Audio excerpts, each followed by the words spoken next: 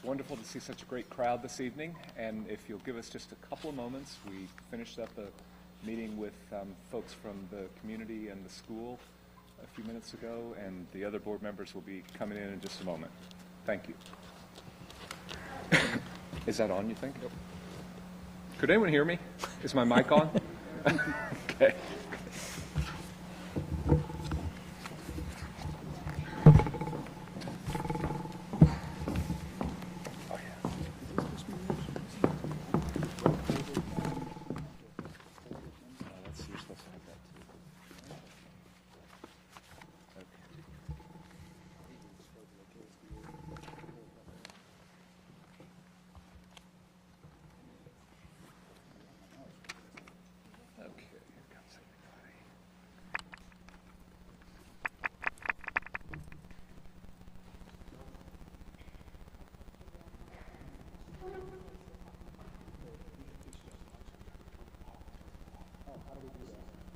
Oh, you just took off this thing. I got you. Thank you. Okay. Before they were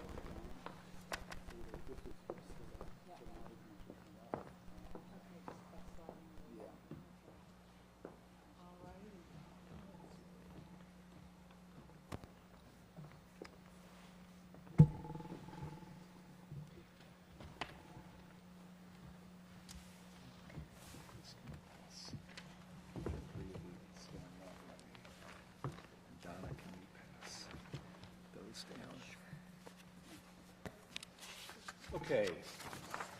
Good evening, everyone. The Board of Education met in executive session at 5:30 p.m. for the purpose of discussions relating to proposed or pending litigation, and no action was taken. So having made that note, it's my pleasure to welcome you to the January 26th meeting of the Jefferson County Board of Education. We start with a traditional moment of silence, so let's please take a moment and be silent.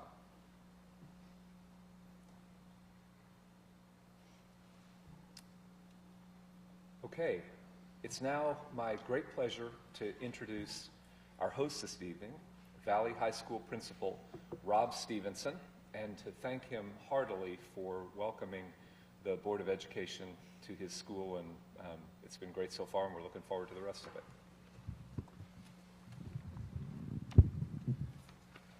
Thank you. Good evening. I would like to welcome everyone to Valley High School in the Conrad Bachman Auditorium. We're extremely honored to have and host the Jefferson County Board of Education meeting here at Valley this evening. We are glad that you are here to join us for this event this evening. It is my pleasure and honor to introduce our district board member, Mr. Chuck Hadaway.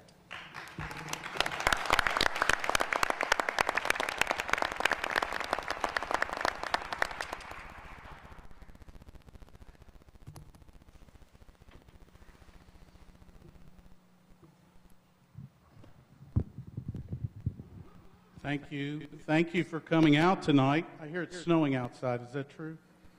No. So if it is, I'm sure Tony will get some questions tonight. No, really, thank you so much. When I see a crowd this size, what it does, it gives me a good, warm feeling because I know that people are interested in our children, our students, and I really want to thank you for being here. I want to tell you a little bit about District 4, just who we are. I've got a great visual here. I don't know if everybody can see that, but we're basically southwest Louisville, and we're going to have we have 19 elementary schools. We have 4 middle schools, and we have 5 high schools and 2 specialty schools. Anybody do the quick math? Nobody? 31 schools? 30? 30, Chris? Is that what you said? I thought I heard Chris say something. So, you know, whether you, when you come out to Southwest Louisville, you'll notice that the people are very proud about where they're from and why they stay here. And there's a lot of community here in this end of town. Whether you're sitting watching a game at Prairie Village or Valley Sports, sitting on the bleachers, or if you're sharing a pile of onion rings and a fish sandwich at Mike Lenning's just over there. Everybody had dinner, or it just made some people salivate. There's a lot to do in this side of town, and we love our students. There's rich history in some of these high schools, and elementary schools, and middle schools, and we have a number of distinguished alumni. Somebody said it not too long ago, and I agree with it. If you want to affect your community, you affect the students. You give them a opportunity to have a hand up, to excel in what they do, and that starts in the classroom. Because you affect our community, it won't be long that the person that is serving you a meal at a restaurant is a former JCPS student. Or maybe that lawyer that you hire, a former JCPS student. So I am very appreciative that everybody came out today and supports our students, because what we do in the schools affect our community. One of the groups that I'm very excited to present to you today and very happy to be here with is the ROTC program here at Valley, and they're going to come to present our colors at this moment. Everybody can rise.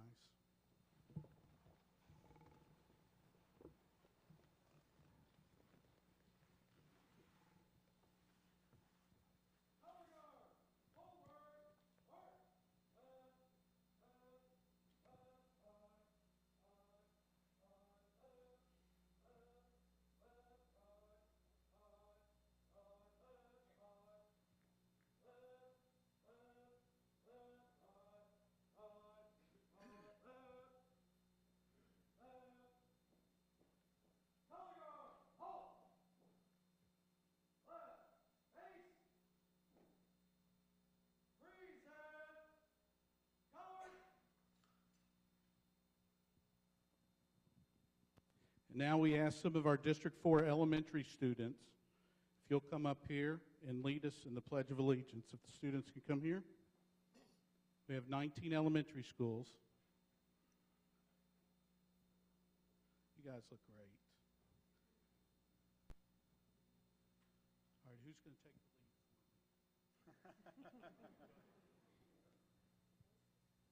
I pledge of allegiance to the flag of the United States of America and to the republic for which it stands, one nation, under God, indivisible, with liberty and justice for all.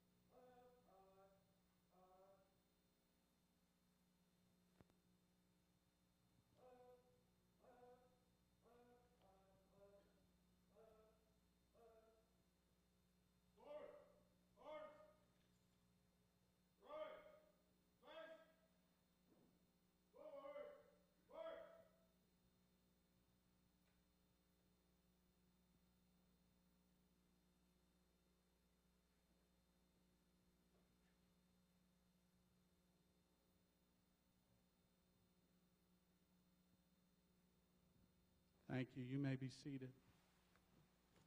Because students are the center of the universe, we want them to be very involved in all that we do, including this board meeting tonight. And there is one mission statement that guides everything that the board does. And tonight I've asked some middle school students to come forward and read the mission statement for us.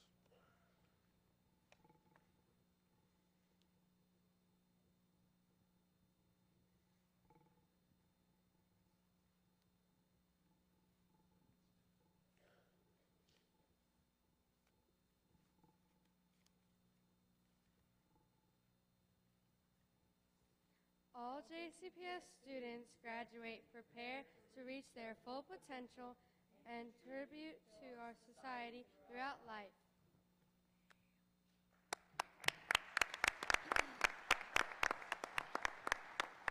Chair Jones, it's your meeting. Thank you, Mr. Hadaway, and my thanks to all the students who participated. That was very moving and a wonderful welcome to Valley. It's now time for a moment of traditional board business. Do I have a motion to approve the January 10th and January 12th minutes? Okay, we have a motion from Vice Chair Porter and a second from Mr. Brady. All in favor? Motion carries unanimously. It's now my pleasure to turn it back over to Mr. Stevenson for, actually, no, we go to recognitions next, right, Kathy? Sorry, next to recognitions. Great, thank you.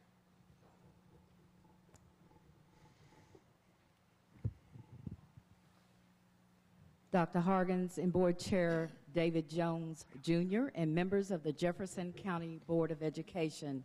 Tonight we begin by receiving a student demonstration of learning from students at Doss, Pleasant Ridge Park, and Valley High Schools.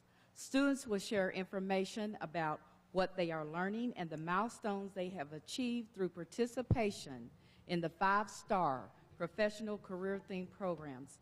Students, please come forward to begin your presentation, and they will be on the stage.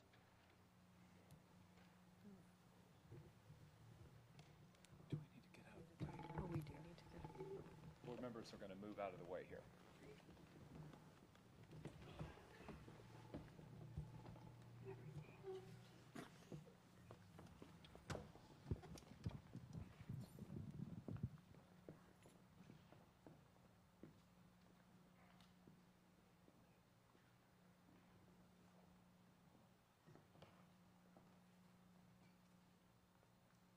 Salam, Здравствуйте, Привет, Namaste, and hello. My name is Abdul Mujib Abdul Rasul. I graded you in 5 different languages. I'm from Afghanistan and I have lived in multiple countries around the world. Louisville is my home, my first home in the United States, and I'm senior at Doss High School. I'm part of ESL program. I also participated in Amazing Global Marketing Place, and we won first place prize by representing Zion Chemicals. And it was an amazing opportunity for me to utilize my skills in international business field. Thank you.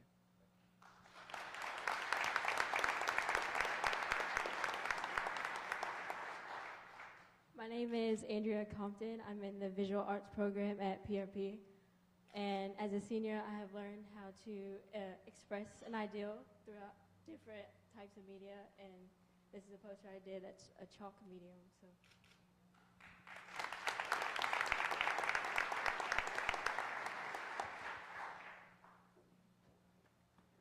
Hi, my name is Tiffany Brooks, and I am a medical student at Valley High School. Before taking medical terminology, I could not read or understand complex medical terms. But now I can tell you that osteoarthropathy stands for any disease of the bones and joints.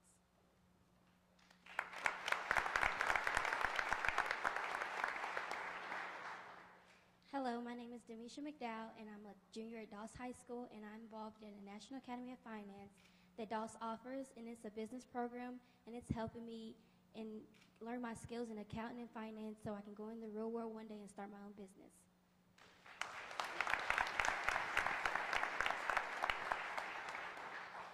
Hi, I'm Amanda Mudd, and I am in the dance program at Pleasant Ridge Park High School.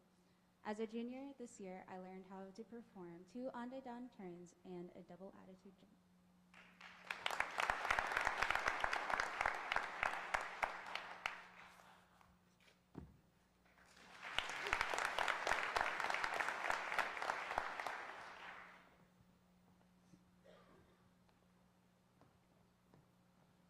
Hi, my name is Danielle Kennedy, and I'm a junior at Valley High School as part of the medical program. Medical records, doctor's orders, and prescriptions were all a mystery to me before taking health science principles. These medical abbreviations tell me to take a set of vital signs every 8 hours. Additionally, I am to give the patient 2 tabs by mouth every 4 hours as needed for pain.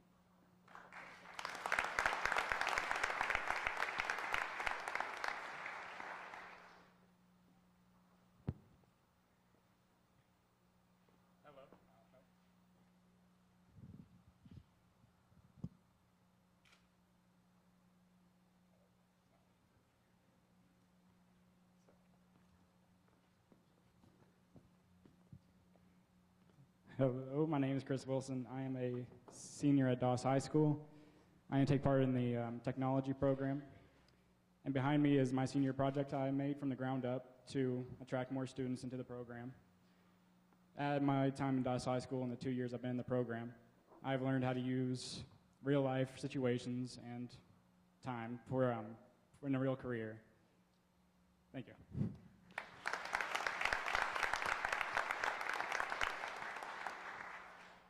Hello, my name is Alicia Coyle, and I attend PRP High School. I'm a part of the broadcasting program, and as a sophomore, I have learned how to produce news packages that are aired on public broadcasting stations.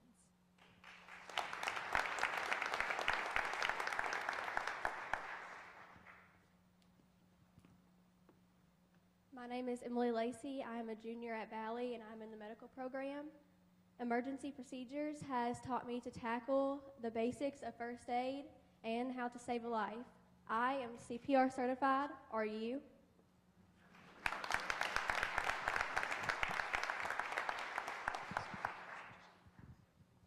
Good evening. Hello.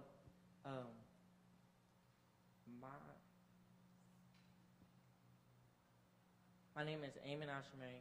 I'm from Doss High School, and my college and career path is business. Is a business major, and I am certified as an employee in the credit union, and I work as an employee in the credit union, and I'm a bank teller. I also am an MRO, and I help my members of the credit union, and this has helped me to become more business literate and business ready.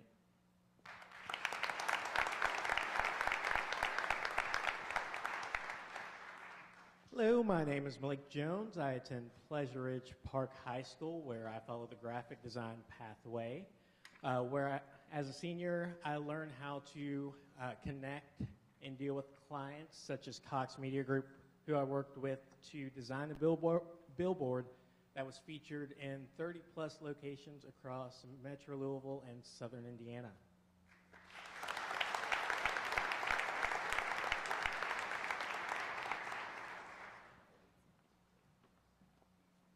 Hello, my name is Tim Anderson. I'm a senior at Valley High School. I'm in the EKG program for electrocardiogram. And due to this program, I have learned to accurately give an EKG and in which I can describe basic rhythms to help the patient and the healthcare team get to the heart of the problem.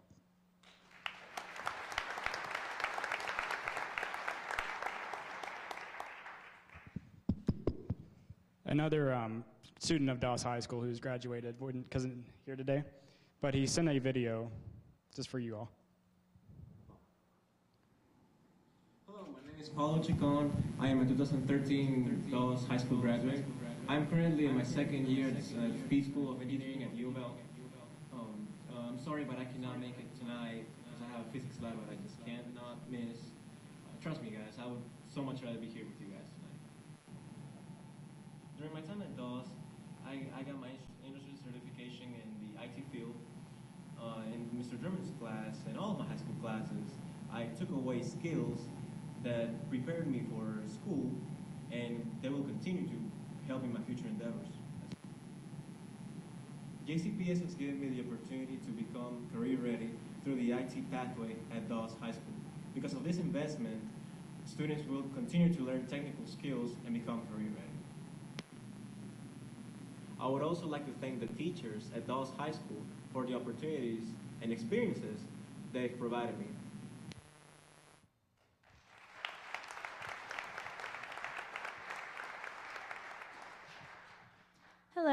My name is Alexis Vines, and I took the Performing Arts pathway at Pleasure Ridge Park High School. As a recent graduate and a current student at the University of Louisville, I have learned how to sing my little heart out.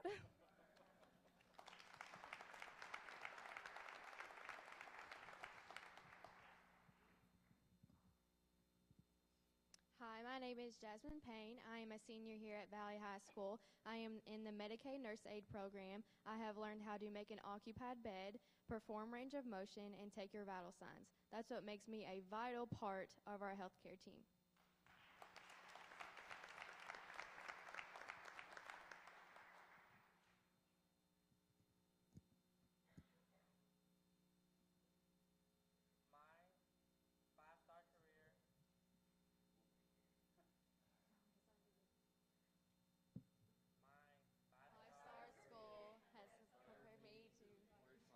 Potential and contribute to society throughout life.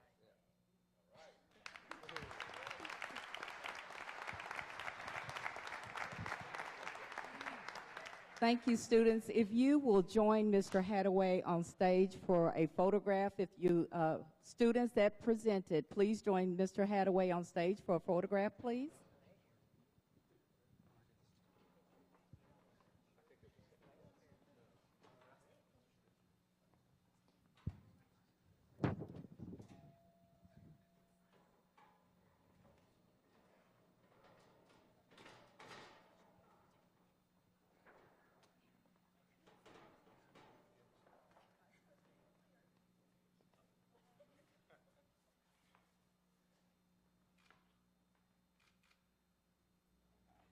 Thank you.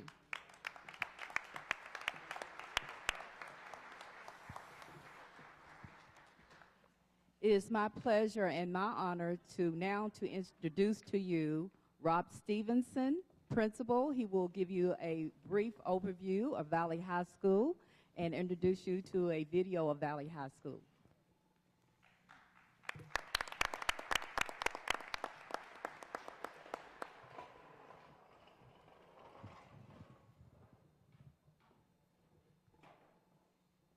Thank you again, board members. This is my second year at Valley and Valley Prep. We've added the 7th and 8th graders here this year, and has been a great addition to our program. So we are going to have the opportunity to work with these students now for 6 years to get them college and career ready, which is a great opportunity for the students attending Valley and Valley Prep. I'd like to tell you just a little bit about Valley so you know what kind of programs and things that we have going on here. The doors at Valley were opened in 1936. Thus, there's been a great tradition of academics and athletics here. Today, almost 80 years later, Valley is a medical magnet, and we have much more to offer than just that.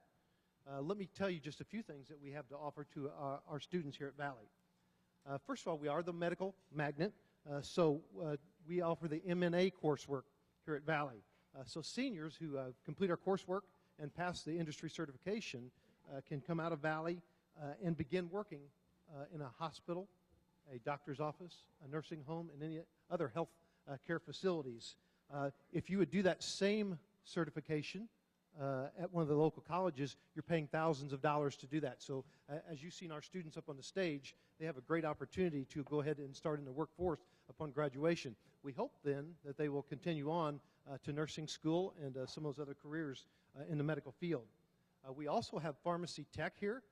So once those students complete that coursework and pass their industry certification, they can start working in a pharmacy as a pharmacy tech. You heard from Tim, one of our seniors. He is in the EKG track, so he can perform EKGs. And once he graduates here this senior year, we'll be able to start working in a hospital or a cardiologist and start into the workforce automatically. We've started phlebotomy this year. So our seniors who complete that coursework can draw blood, work in a doctor's office, hospital, nursing home. So we give them many opportunities to complete their coursework and start in the working world. We also have our biomedical track. So those students who are interested in maybe becoming a doctor, a veterinarian, or a dentist can take that coursework, rigorous coursework in anatomy, physiology, the sciences, and mathematics, and prepare themselves for that rigorous college work of pre-med. We have the sports medicine program here at Valley as well. All those students learn athletic training skills. They become CPR certified, as you saw one of our students, which could lead to some possible college scholarships with athletic training. We started a new program this year as a veterinary assistant. So this program is for those students who love to work with animals. When they complete the program, when they're program completers and complete their industry certification, they will be able to work in a veterinary's office and work right along with the vet and complete all those necessary procedures for those animals. You saw that in JROTC, the Navy ROTC, presented our collars today. So we have the ROTC program here at Valley. They do many color guards around this community, many parades. We have a drill team and rifle team that also performs for the ROTC. So if there is a student that's interested in looking at the military, Valley is a place for them to be. We have our Arts and Humanities Department here at Valley, which we have band, concert band, we have marching band, we also have chorus, orchestra, and we started drama this year. So in our drama department, we are going to have our first school play this spring. It's The Giver, the title of the play, and those performances will be March 31st and April 1st. That will be open to the public, and would love to have the board members come out and see our play. We also have our liberal studies program here at Valley. For those students who may not be interested in a career pathway, but would like to go straight on to college, so we have those college preparatory classes for them. And in that coursework, we have the advanced placement classes. So those students who complete those advanced placement courses can get college credit when they pass the AP exam. So they can start college with maybe 18 or 24 hours of college out of the way already. So a great opportunity for our students. We also have a full spectrum of athletics here. We have the new 3,500 seat JC Cantrell Arena, in which we host the state volleyball finals here at Valley. We host the LIT basketball tournament. We just completed this last Saturday, the LIT cheer and dance program. We also have the regional basketball championships right here at Valley. Let me tell you, our Valley athletics are on the move. We have more student athletes than ever before. Our wrestling team has 17 wins and still counting.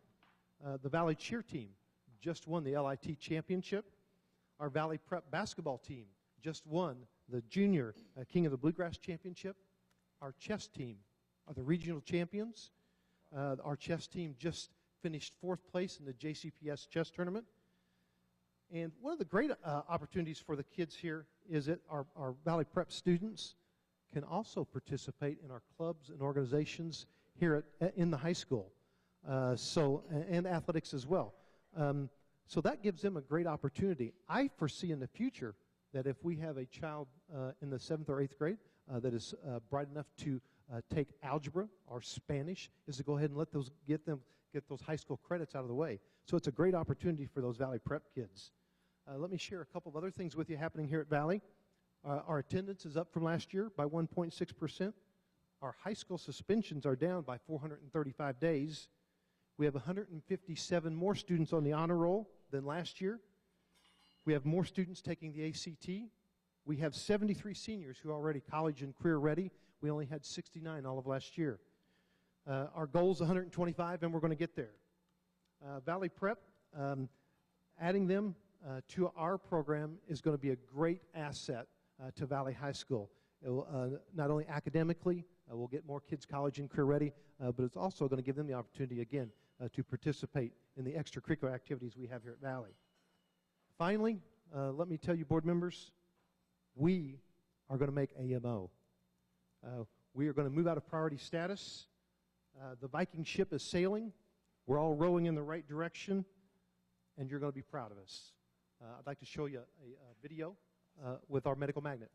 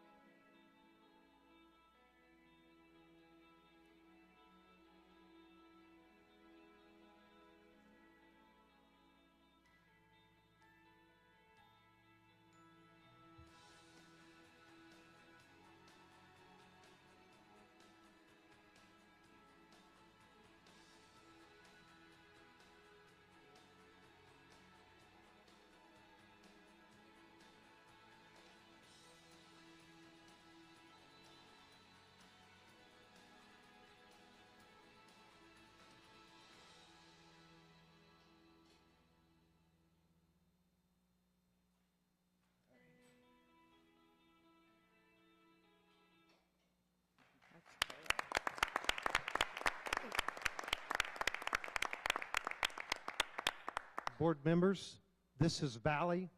We are the Viking Nation. And if you know any student that wants to come to Valley, tell them to call 485-8339 and ask for Rob Stevenson. All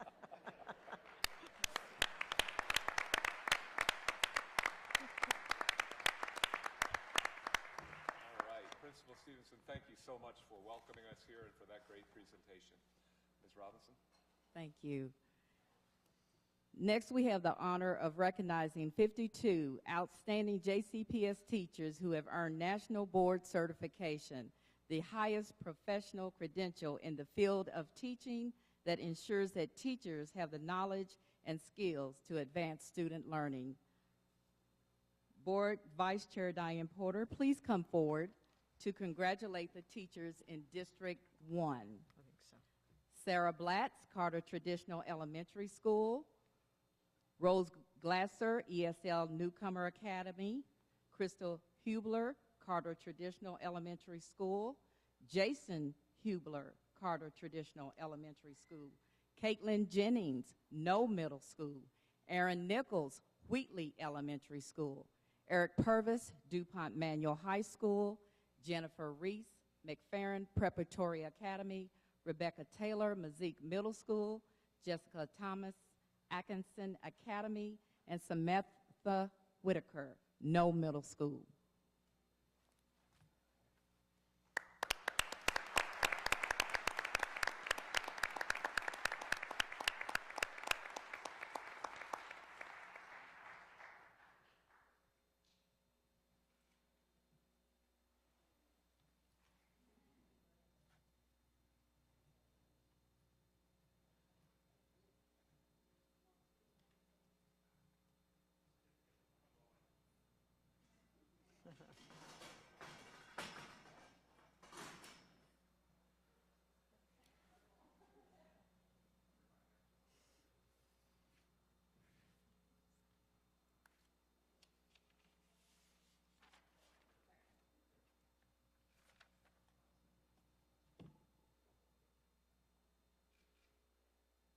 Thank you.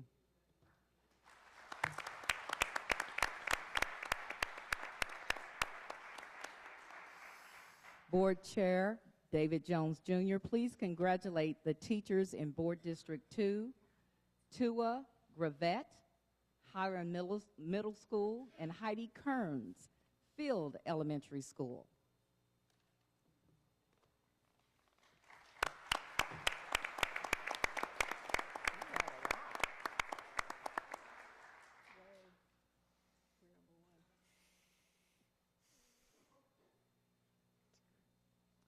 Board Member Stephanie Horn, please congratulate the teachers in Board District 3.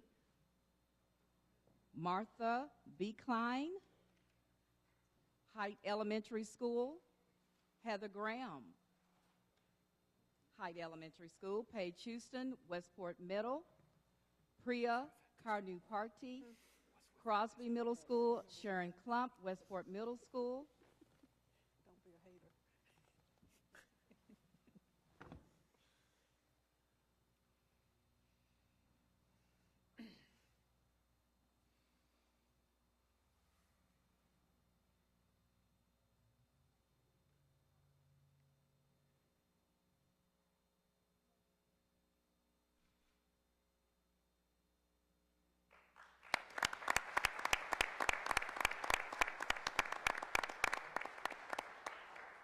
Board Member Chuck Hadaway, please extend congratulations to the teachers in Board District 4. Stacy Belt, Sanders Elementary School. Kimberly Curry, Mill Creek Elementary School. Sandra Foley, Butler Traditional High School. Jessica Payton, Butler Traditional High School. Julie Wrightley, Johnsontown Road Elementary School. Sally Smith, Stone Street Elementary School. Denise Webb, Pleasure Ridge Park High School. Jason White, Pleasure Ridge Park High School. And Catherine Welch on behalf of her son Ian Welch, Western High School.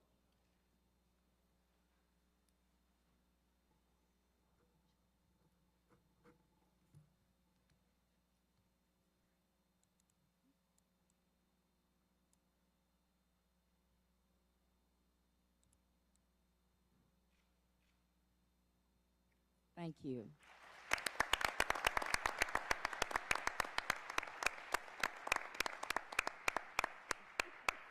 Board Member Lyndon Duncan, please congratulate the teachers in Board District 5. Tracy Madriga, Kenwood Elementary School. Noctran Nakata, Rutherford Elementary School. Molly Sherfrantz, Kenwood Elementary School.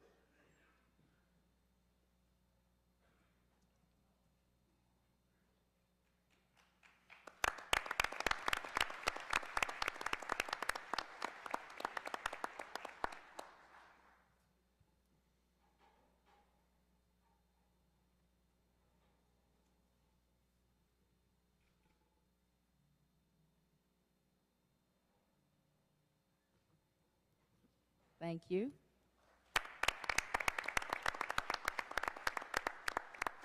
Board Member Lisa Wilner, please come forward to congratulate the teachers in Board District 6. Tracy Graves, Lure Elementary School. Linda Haggard Price Elementary School.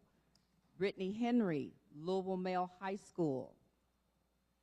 Jordan Pasquetti, Louisville Male High School.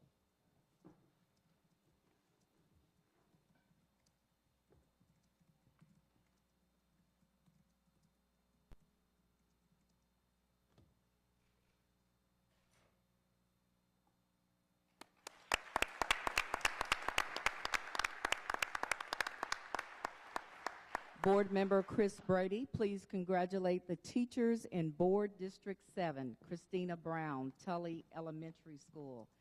Jessica Bruderly, Tully Elementary School. Susan Highland, Stouffer Elementary School. Terry Jo Hoffman, Tully Elementary School. Elizabeth Ward, Tully Elementary School. Catherine Wigger, Tully Elementary School.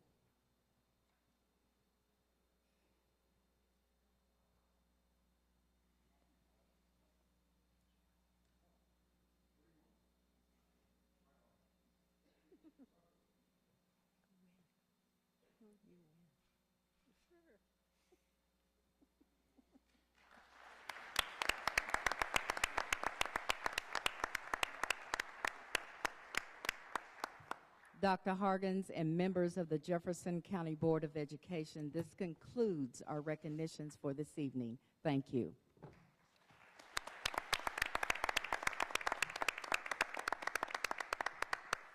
Thank you very much. We're very proud of our nationally board certified teachers and of the students who presented here. Do I have a motion to receive these recognitions? Mr. Brady, Ms. Duncan seconds. All in favor, aye. Okay, motion carries unanimously. And at this time, it is our custom to invite students and parents who are here for the early part of the meeting but would like to go home and work on homework to feel free to do so. Also, teachers who have other preparation to work on, please feel free to go, and we'll take a moment and then reconvene.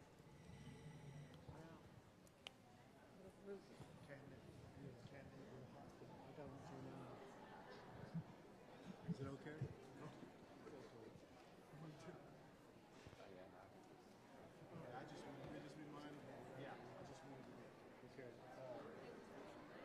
Yeah, just put it there. Okay. He's awesome. He is awesome. He's absolutely awesome. He's been there a while. Been in the district for a while. So were you getting text messages saying, what in the hell is that noise? No. Okay. I did when I was typing, and I think we saw it. Oh, no.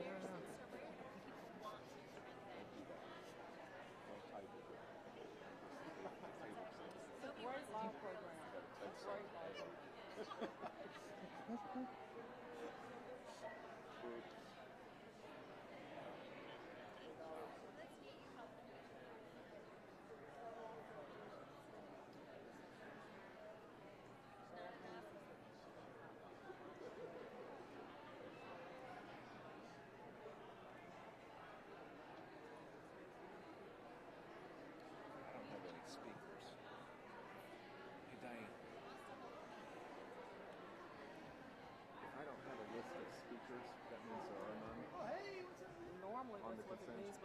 check with Kathy real quick. That's all right. Don't do anything. Just Speakers.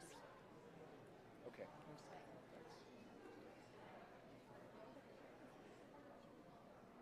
Well, I have to start talking over them because otherwise they might visit tonight. Right. What do you think of the dinner session? Great. It's great. I think the food was great. The students were great. Yes. I mean, it's just, they're fearless. Yes. Although they're no boys. And I don't think there's a single male national board certified teacher. Is there? We're taking over the world. I know. It's insanity. No kidding. Lean in.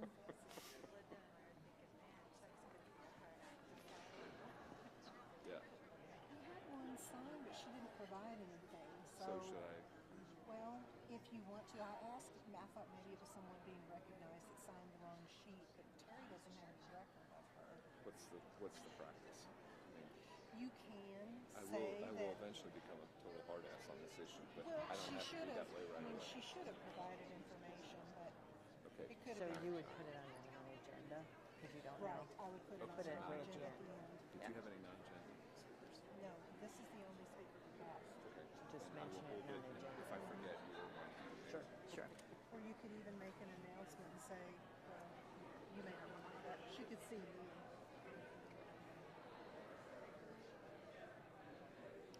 I think the Chair Jones,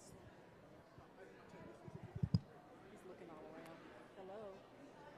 The 3-minute warning that you give the person, if they're not going to say something appropriate, they would know that, and that when you tell them they've got 3 minutes. I mean, we've never had anybody to come in and just act crazy.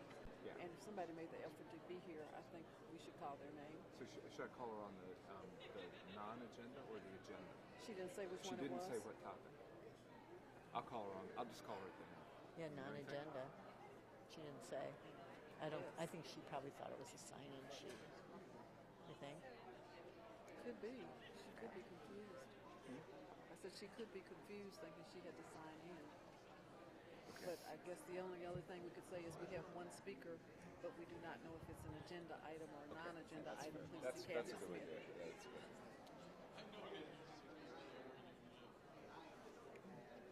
We've lost our crowd, but it's okay.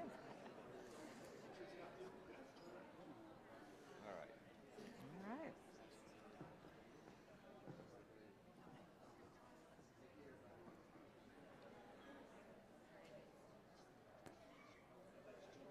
So I thought when we all arrived here and found the auditorium almost full that people were so excited to see the school board members.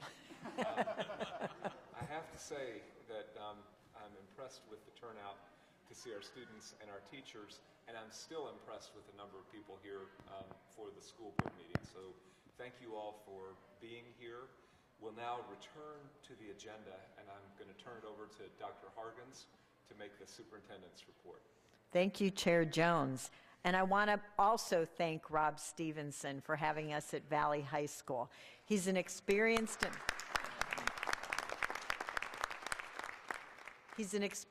and successful principal who stepped up to lead Valley High School, so thank you very much. We are appropriately in the center of the universe, a school. It is appropriate for board members to do their important governance work, seeing the faces of the amazing students that we serve. And I also want to acknowledge other elected officials that were here at the meeting. Councilwoman Fowler, Judge David Holton, and Senator Dan Sine. Thank you for being here. And I also want to acknowledge the principals in attendance, and thank you for your leadership and your hard work.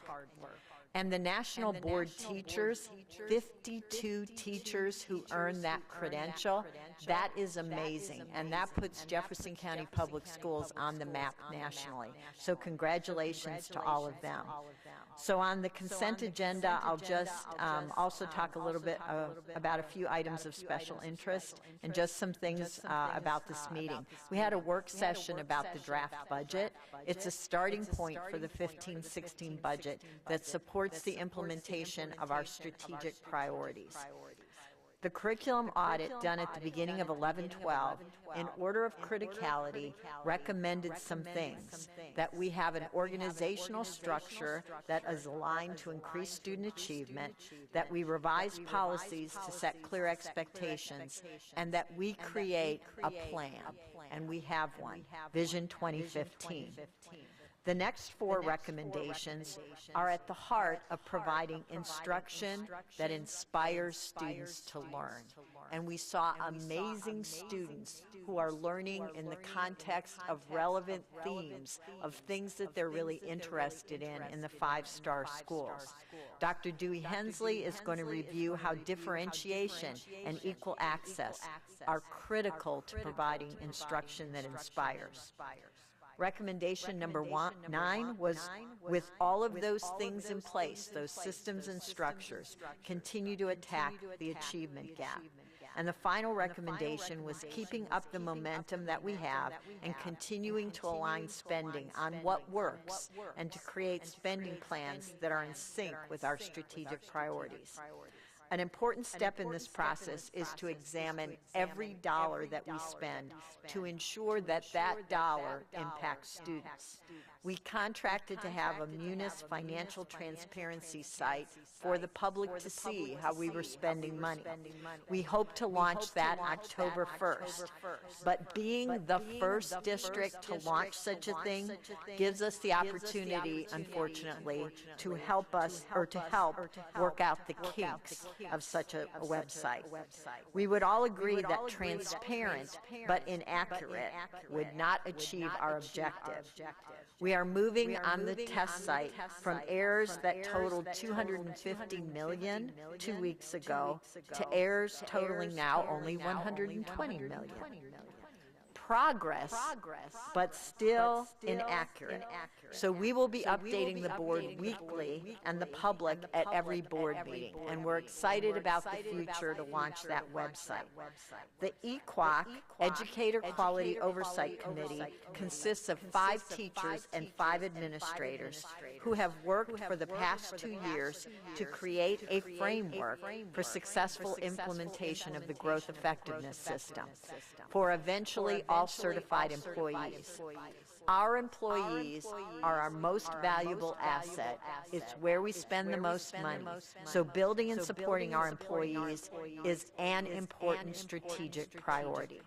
As Brent McKim says, and I quote, "The Jefferson County Teachers Association, JCTA, is committed to keep moving the JCPS educator growth system work forward, including the work on the State Professional Growth and Effectiveness System and the JCPS Certified Evaluation Plan, the CEP. In order to do so, we look forward to mutually approving a CEP framework on which we can build the detailed implementation forms, protocols, and contract language, and all the alignments needed for 15-16. So stay tuned for more work to come.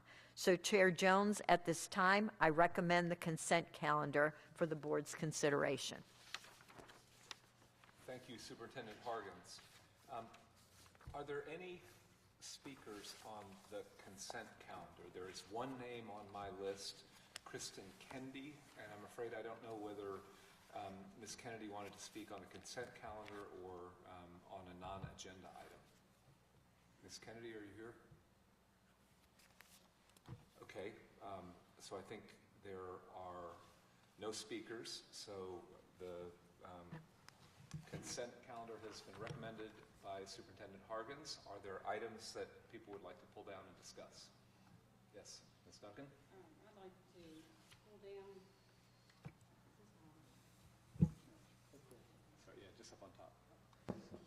I'd like to pull down X, Y, and Z, and I'd like to vote on Z separately. Okay, and let me make sure it's F as in Frank 1? X1, I apologize. X, Y, Z. Okay, X, Y, and Z, and you want to vote on Z separately. Okay? Mr. Brady? Yes, I'd like to pull down item U, W, and item AA. Thank you. Anybody else? Okay, we'll start with item U. We'll take them in alphabetical order. Mr. Brady. Thank you, Chair Jones.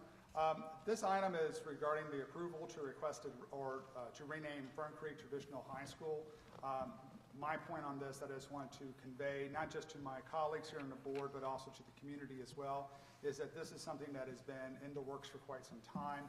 The principal, as well as the staff at Fern Creek, has been discussing this, and they have sought opinions and views from not only the students in their high school, but also as well as community members, the staff, of course, of the school, as well as alumni, which I also feel is important to mention. So with that, I do support this particular item, and I just wanted to let you all be aware of the extensive amount of community outreach that has gone on from Principal Nate Meyer in regards to this matter. Very good. Very good. Item W. Thank you, sir. This is regarding the approval of the 2014-15 Head Start, Early Head Start Corrective Action Plan. This is more of a point of I guess clarification, or just to make a statement here. This item was first approved by the board on August 25th of last year. At that time, there was no mention of a possible $14 million funding loss. So I know that there was a correspondence that went out earlier this week to board members regarding this particular, like last week, regarding this issue. And it was talked about that this was approached, or it had already been approved, the corrective action by the board last August. I will also mention that at that August 25th meeting, it was also our tax rate meeting. So you can imagine that was the headline item at that particular meeting. And it was also the first meeting after the first day of school. So the reason I bring this up is that I just want to have some clarification or some notice that in the future, if there's an issue about a possible funding loss, especially as large as $14 million, that would be something that would be included as at least within the summary of the executive summary of the particular item that goes before the board. We spent a fair amount of time in our budget work session last time we met regarding $4 million in the budget, and at this particular time, upon reading it and going through the notes again, there was no mention of anything regarding a $14 million or the possible $14 million loss to Head Start. Okay, Ms. Porter. I just want to speak briefly to the Head Start process. During that time, the board was made aware of what was going on, and the reality of it is the process has changed. Whenever there's a discrepancy or something that we need to check, in the past we've been able to make a corrective action, and then they come in and look at the corrective action. Now the process is, if there is anything that is wrong, we must reapply for the funding. And I mean, I'm not the best person to speak to this, but I just want to be clear that it's not just the process has changed, so therefore we have to reapply for the funding. And that may not have been clear when it came to the board the first time, but from this point on until the federal government changes the process, if there's a problem, whenever there is a problem, we must reapply for the funds, as do the other districts that have been mentioned as this has been talked about. Okay, please. And if I could just add one thing, it's funding that's provided through a grant to provide the services. If we're not successful in reapplying for the grant, we wouldn't provide the services. So it's not a loss of $14 million that we would have to replace with other funds. We just wouldn't provide the services. But we're confident with the hard work of the early childhood staff that we will successfully reapply the grant, because we believe we're the organization that should apply the services. But I don't want to have anybody leave that it would have left us with $14 million to have to replace. We wouldn't have provided the services, but because that is a lot of money.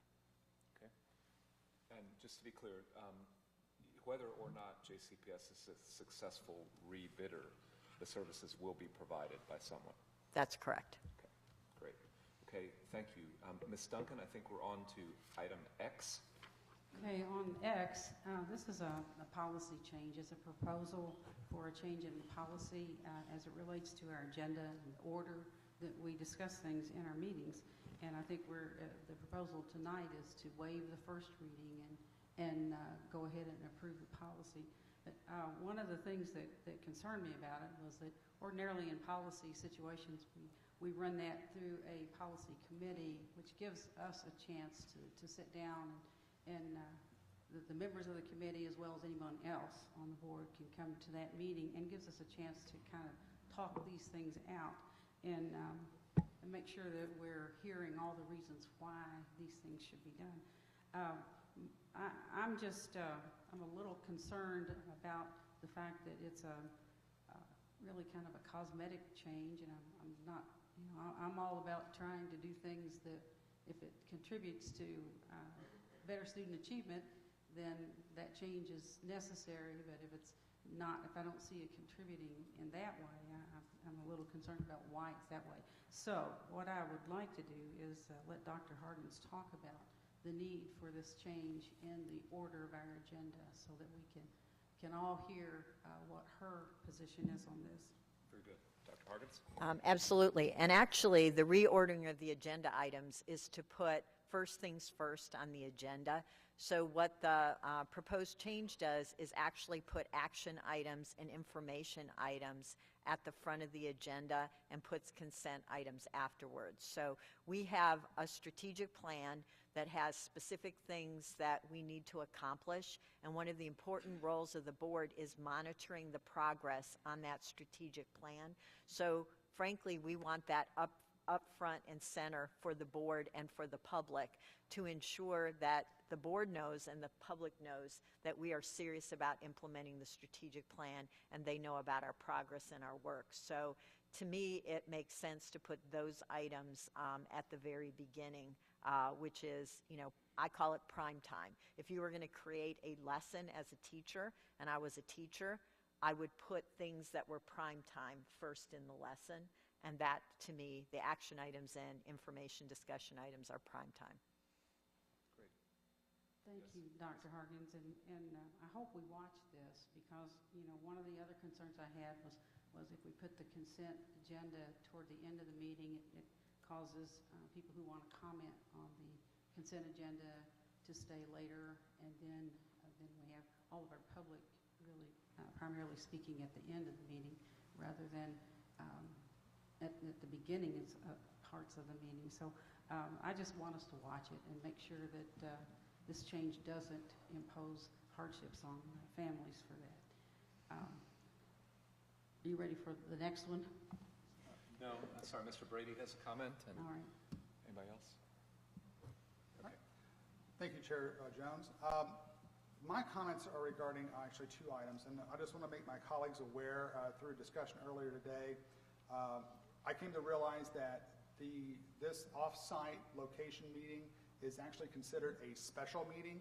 So there are special rules that apply to that regarding 24-hour notice and things of that nature. And a lot of this has to do with how we announce our locations. Now, I'm not knocking this as a great idea. This is certainly a great idea to coming out into the community. But I just want to make all of us aware from an agenda item standpoint that there's a certain amount of inflexibility that comes with a special called meeting as opposed to our regular board meeting would be at the regular meetings that we'd have in Van Hughes. So I just want to bring that to my colleagues' attention. And I think in the future, if we decide to do this, and which I fully anticipate that we will, but when we announce our meetings in the future, we'll take in location to consideration, and therefore those will become regular meetings because they're announced as part of the board meeting schedule. The second question or comment, concern I guess I have, is that the only items that are really changing with this particular policy is basically the way the agenda is put together. And like Member Duncan said, we're talking about, and also Superintendent Hargens talked about, we're moving those discussion and information items, and we're moving those up toward the beginning of the agenda. But one thing that did catch my eye on this, and this existing board policy, was a sentence in there talking about board members, actually not even talking about board members, but having an agenda item being placed on the meeting at the time of the meeting, and that requiring 4 votes. There's an open question that I've talked to legal about, and we're going to be looking at that as to whether or not how or if that applies to board members versus the superintendent. So I just want to also make my colleagues aware of that. But there's an open question regarding that, and we'll look forward to hearing back from council regarding it. Thank you. Okay. Thank you. Just one comment. Ms. Duncan, I think, appropriately calls out the importance of making sure that we have the right things on the consent calendar and that we're doing it right. I just want to make sure that since we have new board members and that everybody's on the same page and the administration is as well. Consent agenda items are, many of them are very important, but they are routine related to the running of the district, and they're things that should have either been fully discussed and ventilated in prior work sessions or where there really is not expected to be any controversy because it's normal to the operation of the system. The board members receive the information, I think, Wednesday afternoon when the board portal opens up, and we have a sort of a handshake agreement that we will all try to look at them and give a heads up to the administration if there is an item that is of concern to us or that we don't think that it really doesn't belong on the consent agenda. So it's really important that we not see the consent agenda stuffed with things that are really controversial and require discussion, and also that we, as board members, give a heads up if there's something we want to know more information about. So that's kind of the way it works, and I thank Ms. Duncan for her comments on that. Shall we go on to item Y? Yes, this concerns our allocations, and I just have just a couple questions on allocations. If somebody can come up and be able to answer these. One of the things that I saw on there was the projection for the Phoenix School, and we've got the Phoenix School projected at middle school enrollment as being the same as it is this year, next year, and that one was the same. And then I had a question, and I've talked to Bob a little bit about the difference in the TAP schools, the present enrollment or what we started with as enrollment, and then this year's projection is 60 students greater for TAP school in both places. And I'm just wondering about how we arrived at those things. What made us think that the Phoenix school is going to be the same next year, that we don't project anything else on that? Because we've moved it in the hopes that it would pull in people from other parts of the county. Chair Jones, Mrs. Duncan, board members. In regard to first the TAP schools, there are students there that are students of the TAP program, and then there are early childhood students. And the difference is really the early childhood students. If you look at the projections of the schools, Westport TAP is approximately like 80 students with another 60 that are early childhood. Okay, so I hope that answers the question about the TAP schools. So you think that those numbers reflect the early childhood program that's there? Is that what that Yes. Well, no.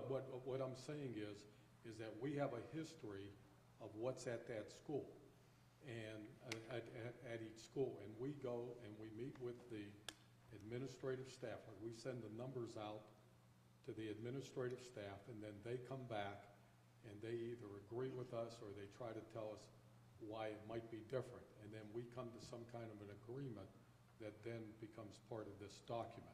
So if you look at the page that says high school and it has Westport TAP, it has that there'll be like 86 students in the program, and then there are another 62 students that are in early childhood that are located in that building that principal will be responsible for.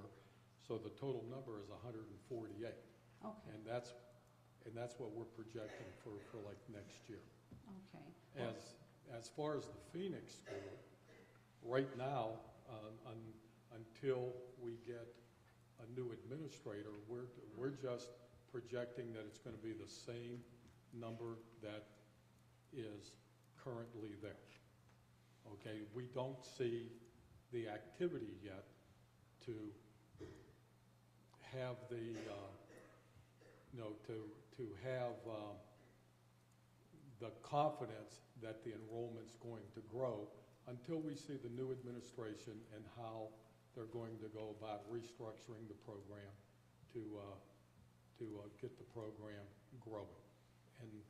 And so our best estimate is that they're going to have next year what they have this year. Okay. And then, Bob, would you Yeah. share with everybody what you were explaining to me about the numbers relate to Mutual and Metro? We call it Metro Middle, which I never heard it called before. Okay. But I think it's Well, what we have is like Kennedy. Okay, right now we have students at Kennedy Metro. Kennedy Metro is going to be an elementary school next year. So on the enrollment projections, we have it as Metro Middle for this particular group, and we are still going to bring a recommendation as to where the location is going to be for the Metro Middle School. What we have is, once again, we have enrollment data that goes back many years, and basically what we have is this is the enrollment of that particular program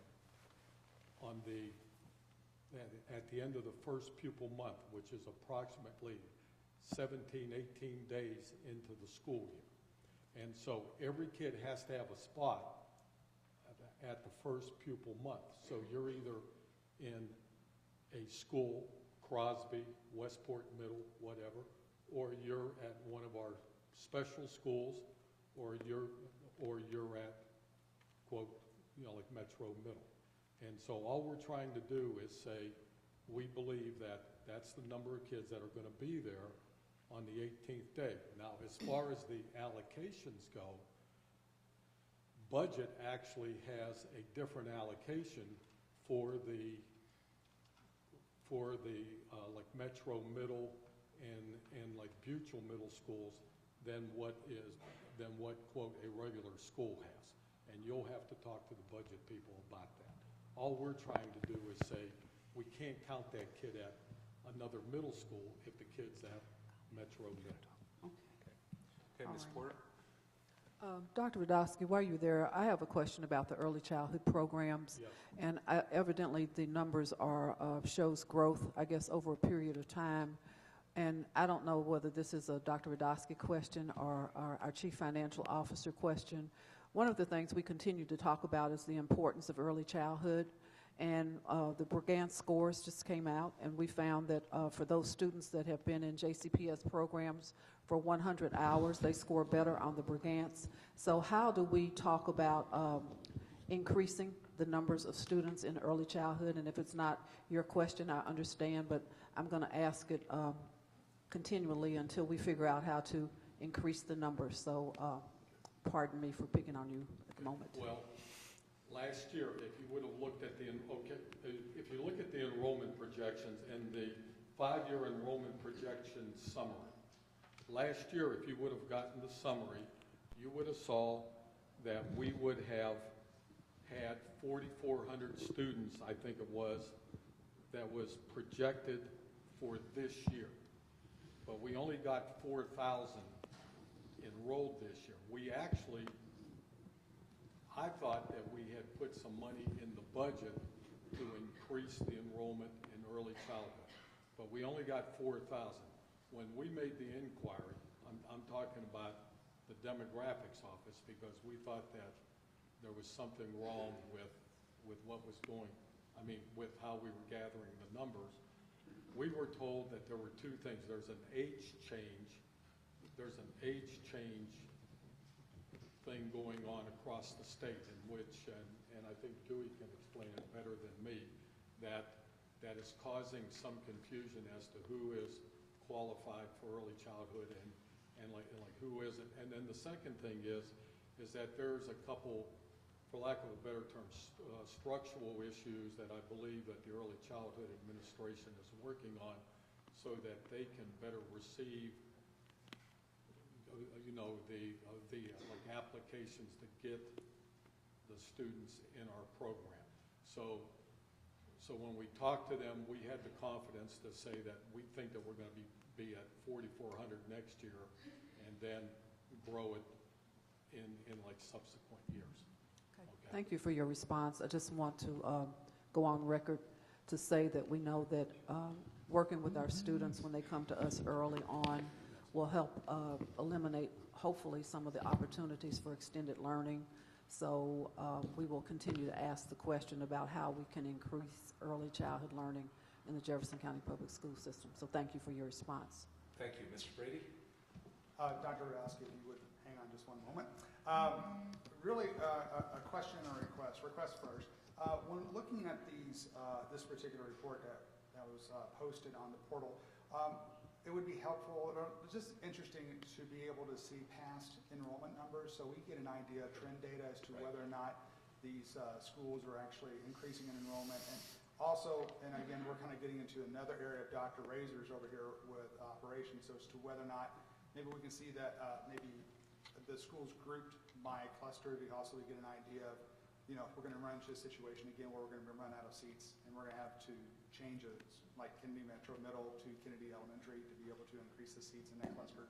So it's if you wouldn't mind if we can see that in the future. I'm not obviously asking for that now, but just in the future that'd be helpful.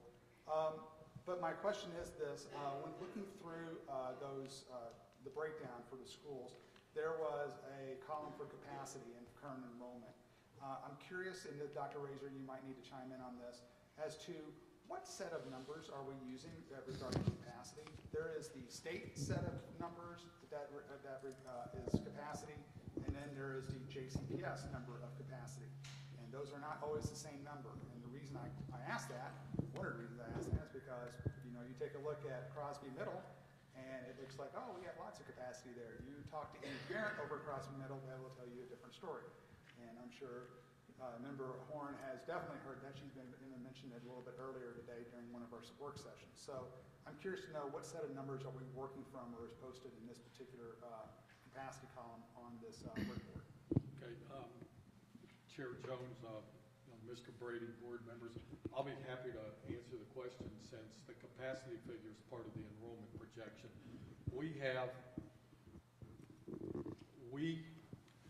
The demographics office every fall surveys room usage at each building.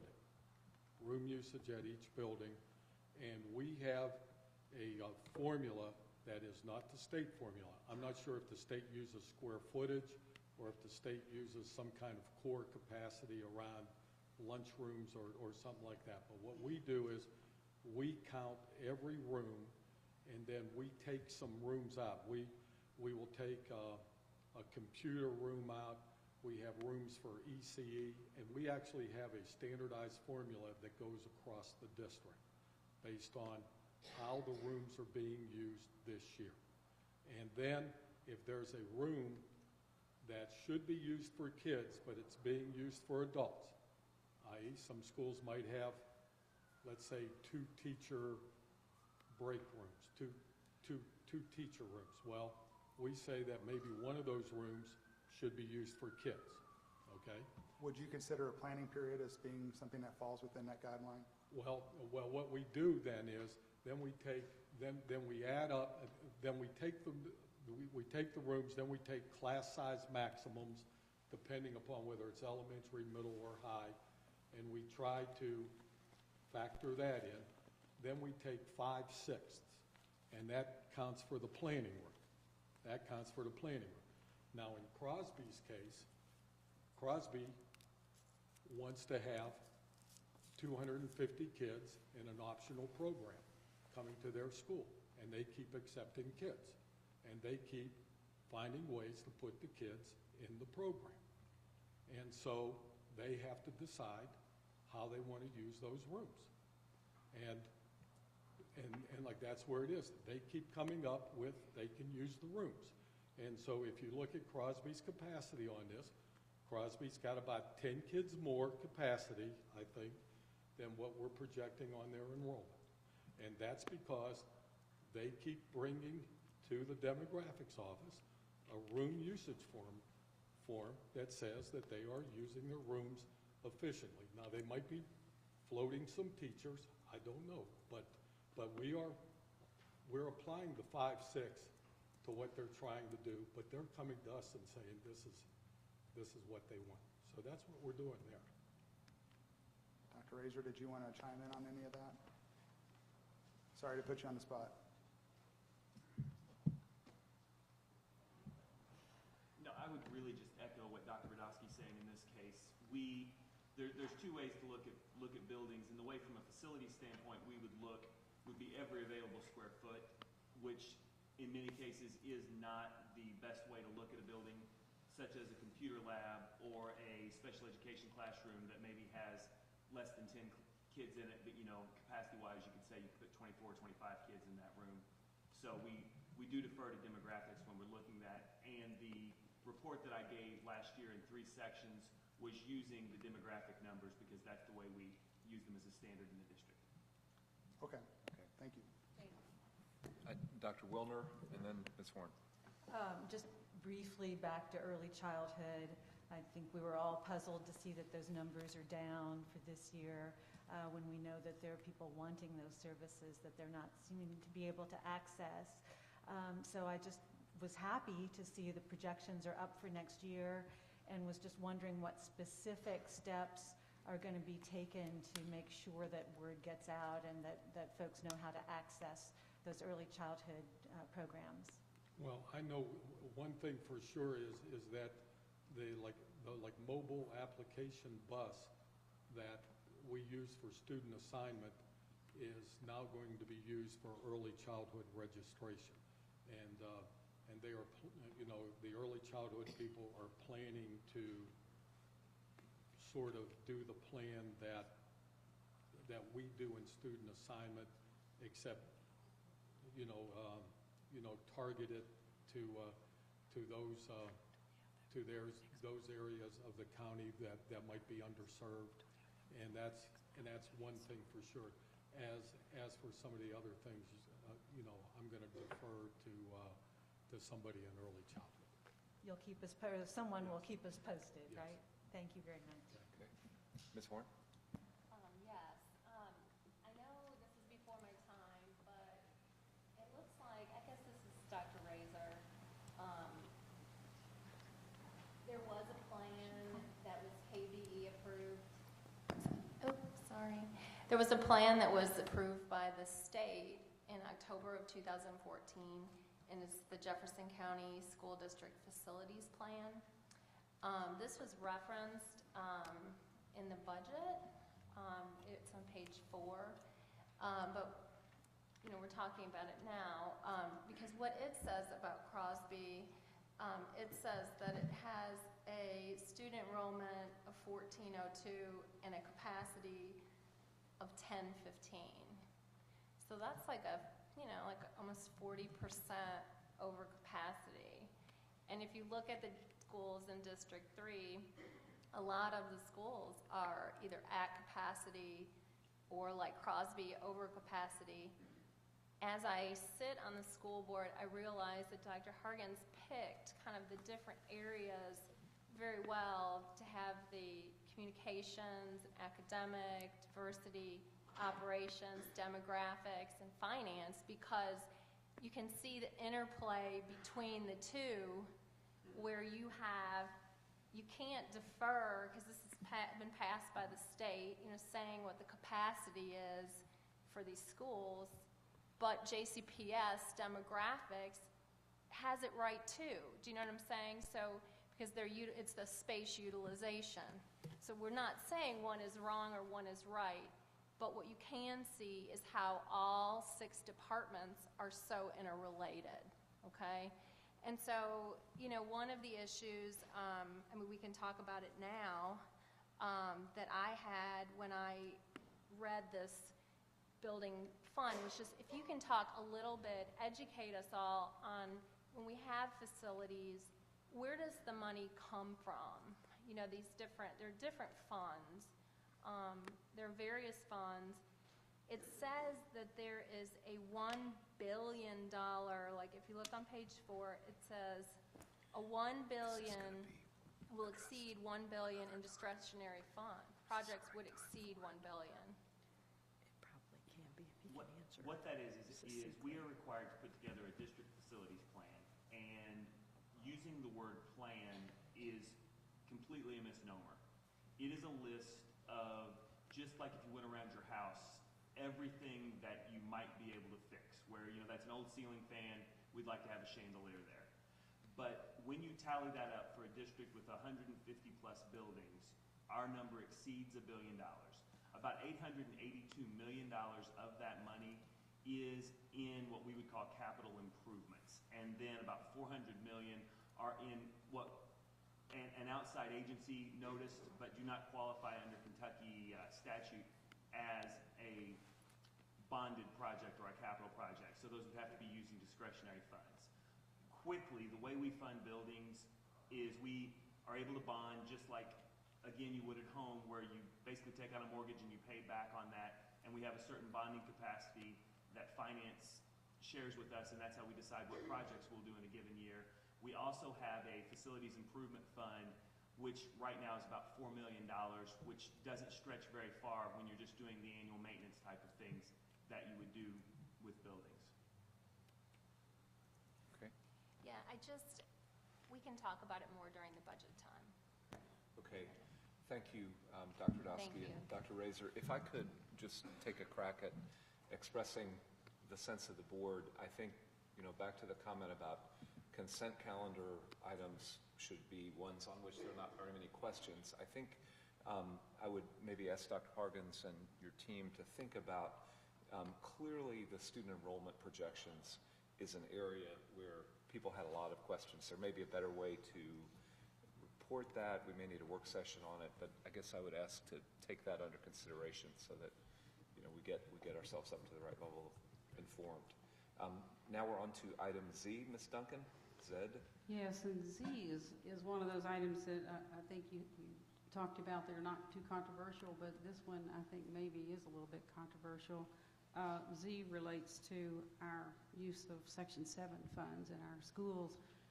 In the past, being able to use their SBDM councils and principals to determine the use of that money in their buildings. And last year, I think they had to go through an application process, and they had to meet certain guidelines in order to qualify for Section 7 money, which is at-risk money. It's left over from other areas. And now the proposal is to take all of that money away from the schools and put it in central office and let the decision be made at central office about how that money is supposed to be used in these schools. And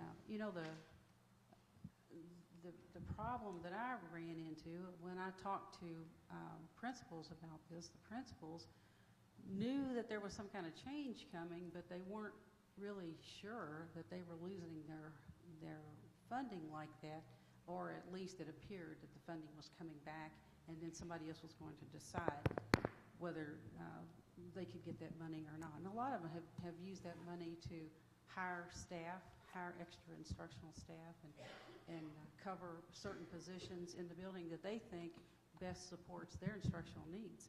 So this, to me, I wish we wouldn't even do this right now. I wish we would hold Z until we get some feedback from principals and give them an opportunity to have a full understanding of what's being done here and how it might benefit them and how they might take part in how that decision-making process would work. I just feel like we're going to make the decision to take away their authority over these Section 7 funds that is going to shock them. I mean, that's not their first preference. They think they know their own kids and what their needs are. And when we take the money and say, oh, now we're going to put this $4 million at central office and put it under one person, and that's where the decision's going to be made, it almost feels counter to our whole idea about money going into the schools and letting the schools make the decisions about them. So I don't know. I mean, I definitely do not want to vote on this, or I want to vote on it separately, but my preference would be that we would hold this if we could. Ms. Porter. I'd like to comment on Section 7 and the reality of moving the achievement forward for our students. It's my understanding, I've heard Dr. Hargan say numerous times, that in order for us to get where we need to be, we have to deal with the GAP students. Section 7 money, it's my understanding, is there to help with GAP students and programs. So my question becomes, as we look at how Section 7 has been used up to this point, has it in fact been used effectively to help student achievement? And I don't think at any point will the money not go to the school. The question becomes, how does it go to the school and who has something to do with receiving the funds? And I think in working with the school principals, the schools themselves, and the area superintendents, and going through a process which I think has not been explained perhaps to us yet, but I think that it will be explained at some point. I'm very uncomfortable with saying what all principals don't want, because I don't have an opportunity to talk to all of my principals before I come to a board meeting. But what we do want as a board is to increase achievement opportunities for our students, and whether the money is handled in any office in the district, I know by working with the chief financial officer that there's a process. So the money will be spent efficiently and effectively, and if our goal truly is to work with academic success for our students, and at the current time there's a concern about how the money has been spent, has it been spent efficiently and effectively by buying supplies, furniture, and those kinds of things, how does that help with the academic success of our students? I feel that if this is a recommendation from the superintendent and staff and management, that it's not my job to say who will manage it if it will in fact help student achievement. And just a clarification, Ms. Harden, what we said in the work session before this work session, that a plan would be brought back in April about how to distribute Section 7 money. It's $4 million. So this is kind of premature because we haven't actually worked on the plan and worked with principals on the plan. That is correct. And Ms. Porter is absolutely correct. These funds, Ms. Duncan, are not central office funds. They will be allocated to the schools. Just as this current year, we asked for applications and how they were going to use those funds, and that went to a committee to review. We found in some cases, especially this year was a little better. Previous years, it was really a mixed bag of how these funds were being used and were not necessarily used to help the GAP students. We want a conscientious effort that is where these funds will be used. So we are asking, once this plan is developed, it'll be similar to what we're doing this current year, in that they will make application, they will explain how they intend to use the funds. The equity division, finance, academics, it's going to be a joint effort of all of us working with the schools and determining if they are targeting the kids that need to be in order to address the GAP achievement levels. So there is not money that is going to be held at central office at all. It strictly will go to the schools, but we want to make sure it's addressing student needs, not adult needs. Okay, thank you, Ms. Harden. Ms. Duncan, the board will honor your request that we vote on this separately, but I must note that we held a 90-minute work session on the specific topic of allocations, and your question was not raised in that session. I would ask you to do that the next time when we're in work session. Yeah, but it was here on this consent Okay, calendar. thank you. We're now on to.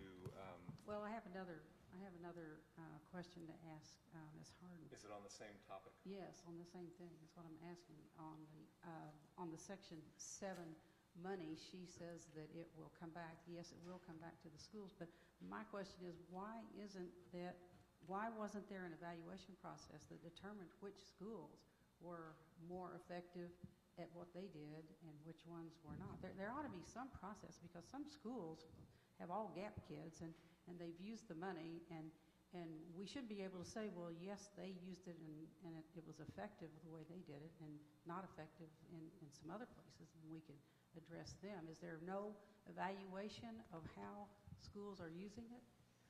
Yes, there is evaluations on how it's being used, and we have looked at that, and that is where we have identified that not all schools have used it effectively. Some have done a great job and it's made an impact, but some have not. Therefore, even this year, when they put forward their applications, we sent back, the committee sent back to some of them saying, we look at what you're doing here, looks good, but maybe you need to tweak it a little more to be more focused and to identify more specifically what you are going to do to impact that student achievement. Okay. Dr. Wilner? This is another question about the school allocation standards, but it's not about Section 7. And the question is, well, we were presented this information in advance and had a chance to review it prior to the meeting. And then we got new material that we hadn't seen until the work session that was about school allocation standards. The new material talks about goal clarity coaches and being built in and that we're committing those funds, but that there's no mention of goal clarity coaches in the information we reviewed. So I'm just wondering if there may be other differences between what we were sent in advance and what we got in the work session, that there may be other inconsistencies that we didn't really have a chance to look for. The allocation formula itself, the agenda item, it actually addresses the allocation for Section 4, Section 5, and Section 6. And in the case of Section 4 is certified staffing, Section 5 being classified staffing, and then the operational funds being the Section 6. In the case of goal clarity coaches, those are actually add-ons. But it is a program that this board, the superintendent, academics division, has felt that it is very important for every school to have a goal clarity coach. Therefore, it is considered an add-on, and it is not subject to the SBDM Council to sell back a goal clarity coach. They could not do that. So it is what we consider an add-on, that it is a decision that this board and the superintendent and administration has recommended, that it is a program that needs to be funded, and those particular positions should stay in the school. In that case, I have another question. I heard earlier tonight that we have the structure in place with the assistant principals and goal clarity coaches, that's the structure that works. But I've not seen any data that shows that that's the structure that works, and it's in direct conflict with some of the things I'm hearing on the ground, that sometimes some of the schools anyway, that the structure is not working, that what they need is more teachers, more teacher mentoring, and so forth. And so I guess I'm skeptical that it's the structure that works until I've seen the data. Well, and actually, though, I think the data that we have is that after the baseline, we've met our district AMO for 2 years in a row, and we increased from 75 schools that met their target to 95 schools that met their target. So we believe that we've demonstrated that that's the structure in place that will increase student achievement. And we also agree that that ratio and the number of teachers is important. But we, and I know Dr. Hensley would agree with me, cannot imagine providing the systems and structures in a school without the support of the goal clarity coach or an assistant principal on the elementary level. So I think for 2 years we've demonstrated the results. So that's what and we believe we can demonstrate more results with that structure in place. Okay, I think the last consent agenda item is double A. Mr. Brady. Thank you, Chair Jones. This is more of a request and more than anything else.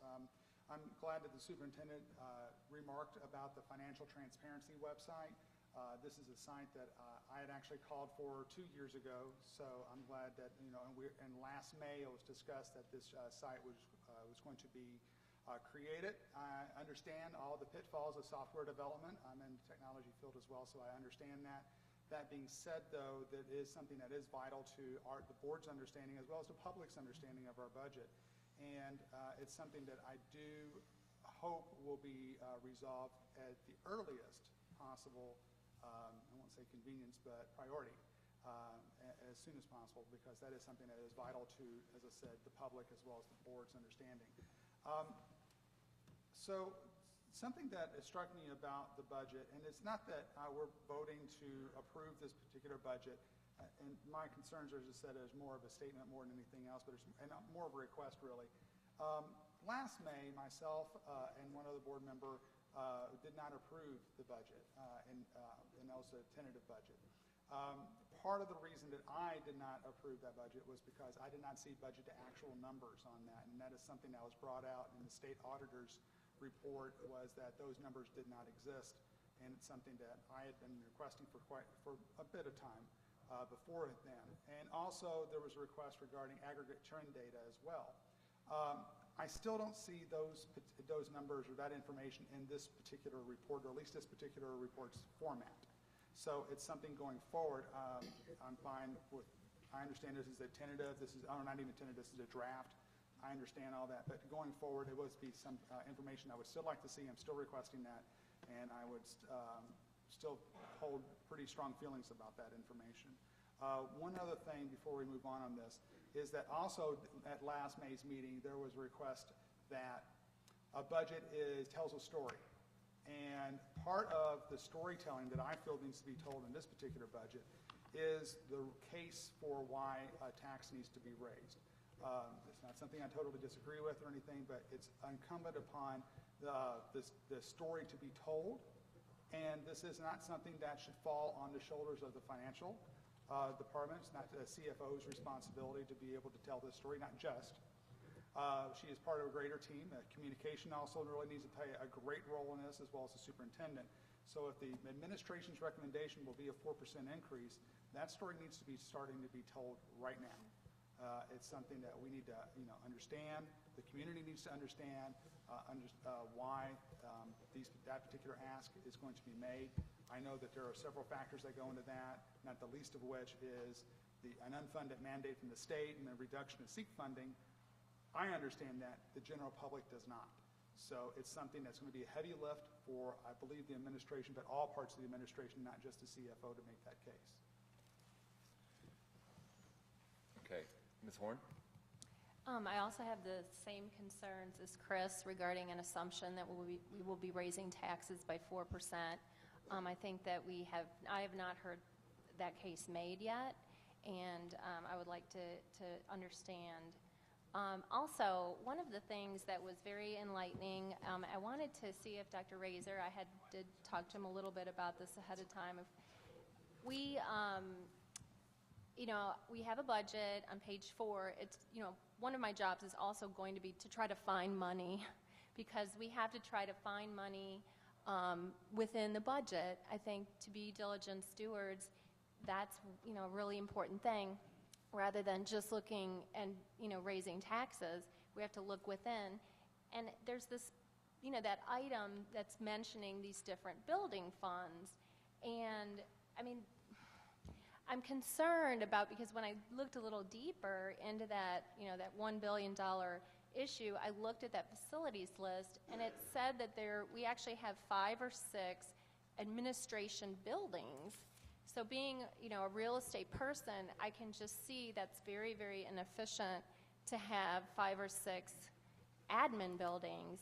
And I'd like you to tell us a little bit about, what buildings are they? If you can come up and just, it's part of the budget. We're going to, right now it's just kind of a line item mention, but tell me a little bit about these 5 or 6 admin buildings. Right now, mainly we are housed at the Vanderbilt Education Center, where our board meetings are. Adjacent to that is the land building, where people personnel, student assignment is housed. There's Genes Academy, where academics is housed. C.D. Young Support Service Center, where facilities and more transportation is headquartered out of.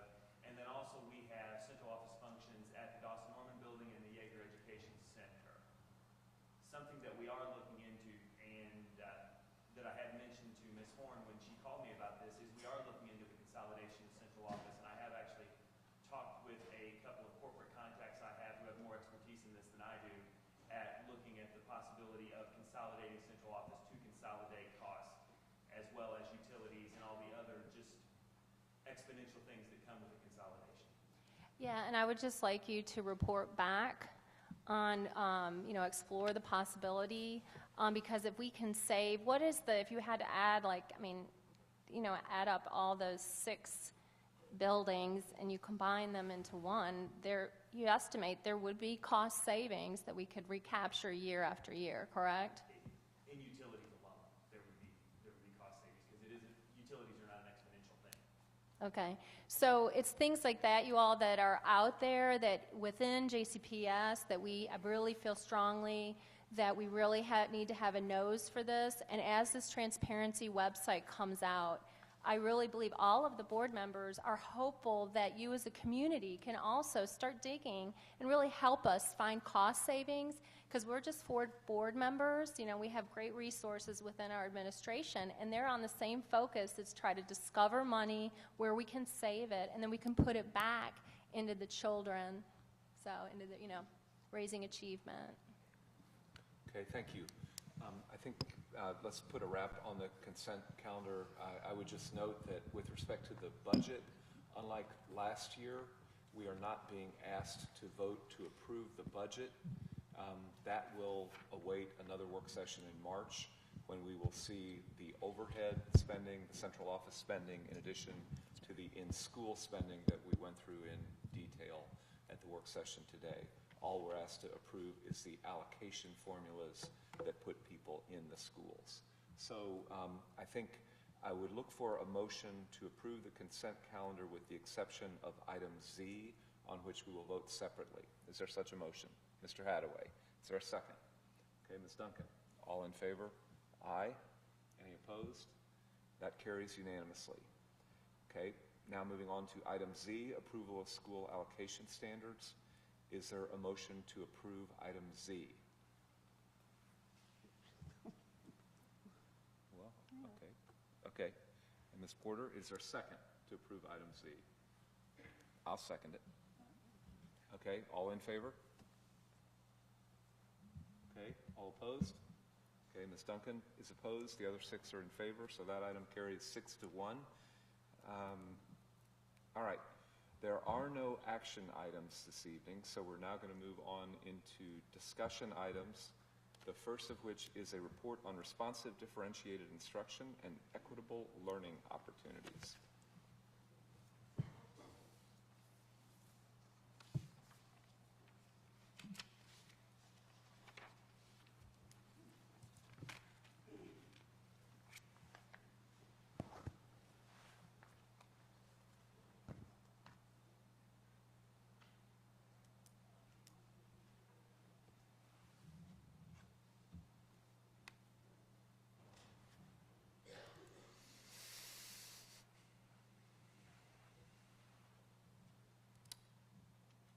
Proceed when ready.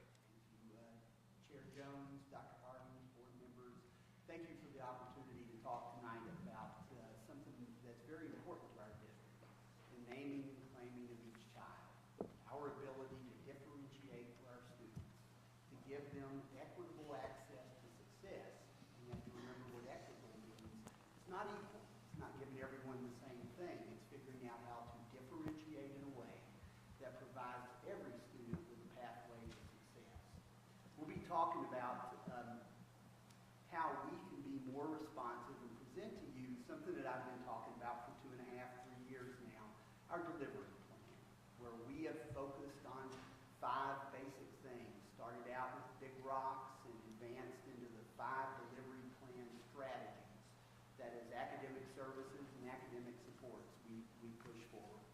Speaking of academic services, I'm happy to be joined by Karen Brannon, who is Assistant Superintendent for Curriculum and Instruction, and Alicia Averitt, who happens to be the Assistant Superintendent for Academic Supports.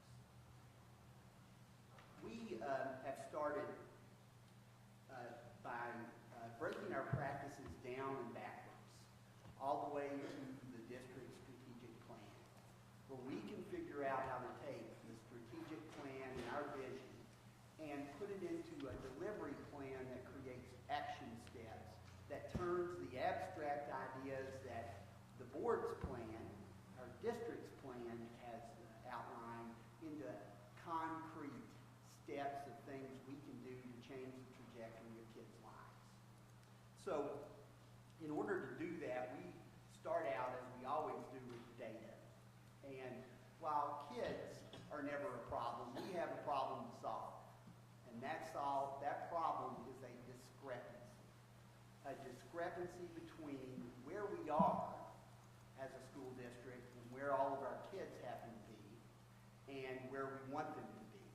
And that discrepancy is hidden somewhere in this presentation.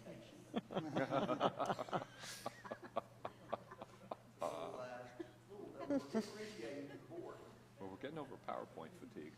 So our real problem to solve is how do we change the trajectory of our kids' lives so that more than 49% of all JCPS students are performing at the proficient level in reading and math combined.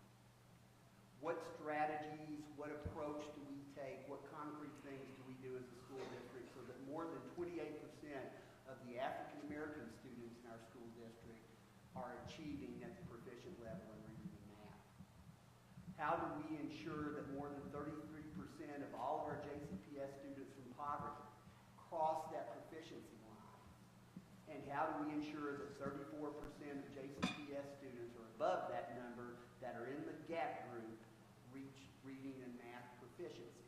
And that's just a symbol for all the achievement that we want them to have in all the other content areas. But it's extremely important and gives us a pretty good measure as we look at our effectiveness on how well we can move these kids forward. Again, they're not the problem. The problem is that we have to figure out how to move them across that line. And if you look,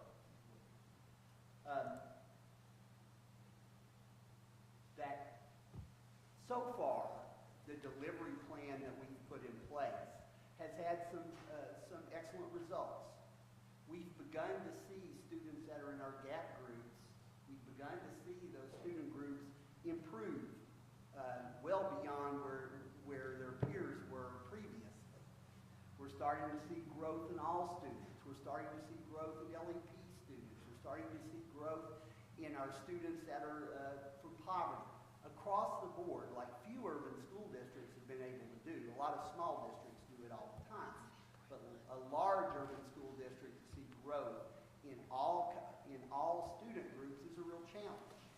And one of the reasons we have been able to do that and begin to close that discrepancy is how we differentiate for students, how we differentiate for schools.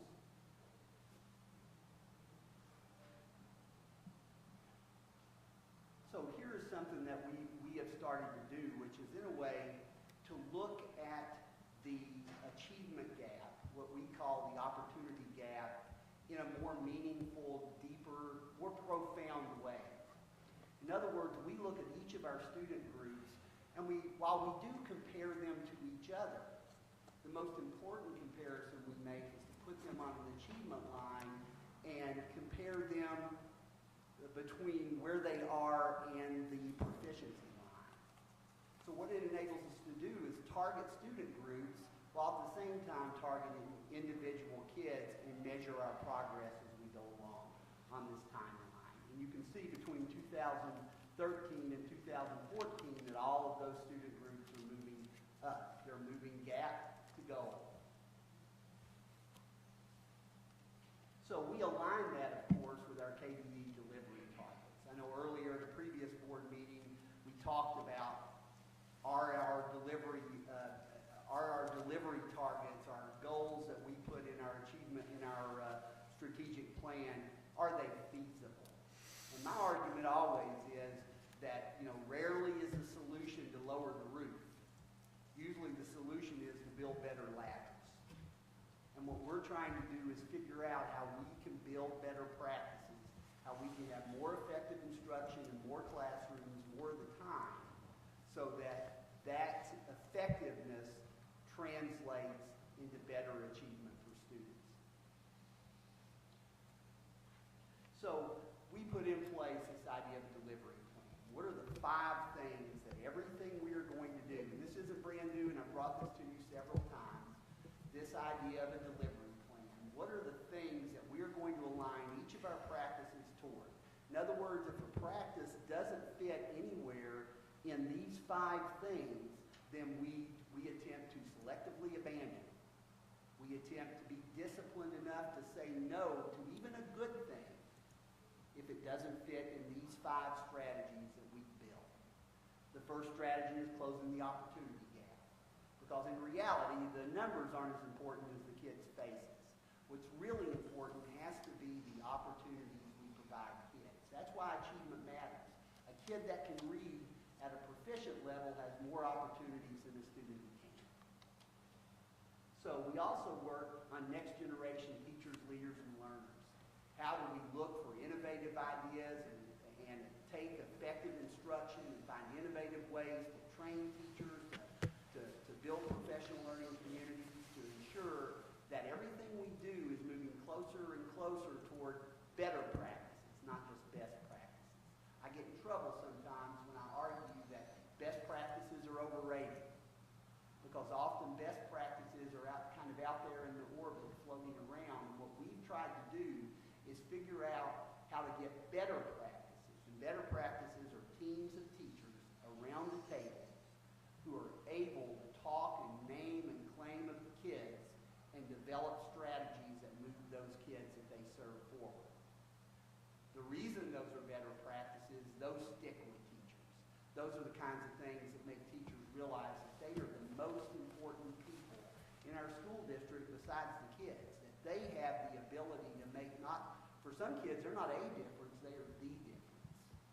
And our ability to grow them through professional learning communities, which are coached by Gold Clarity coaches, are a real differentiation strategy in itself, a structure that enables differentiation to happen, because they look at data constantly and they are able to analyze where students are and what standards they're missing and come up with a remedy. They can diagnose and they can remedy what a student needs as an individual.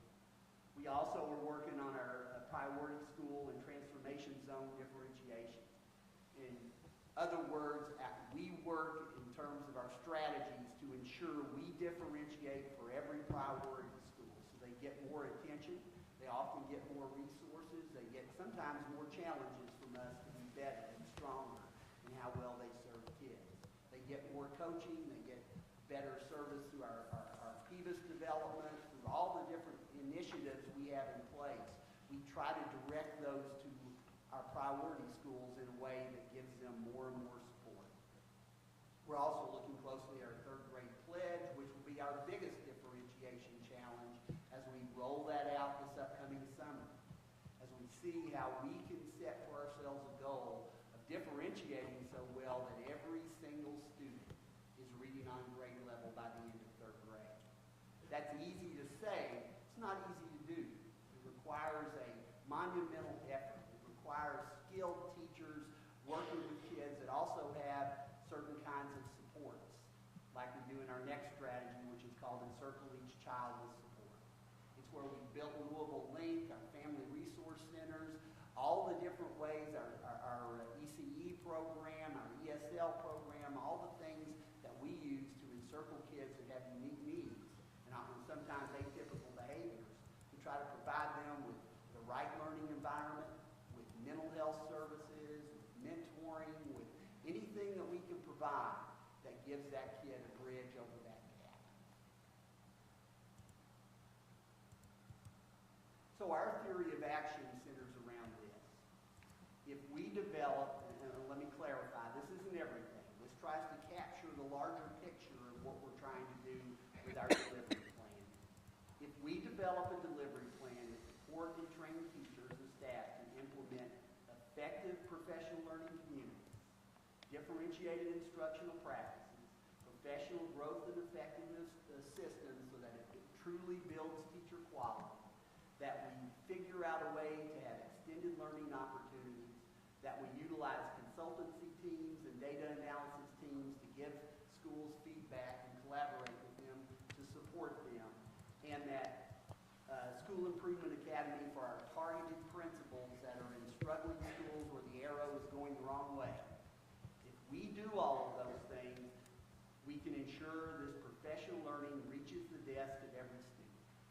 Then we will reach our gap target of 51.2 on the 2015 K-Credit, which is, right or wrong, what the Kentucky Department of Education uses to measure our effectiveness.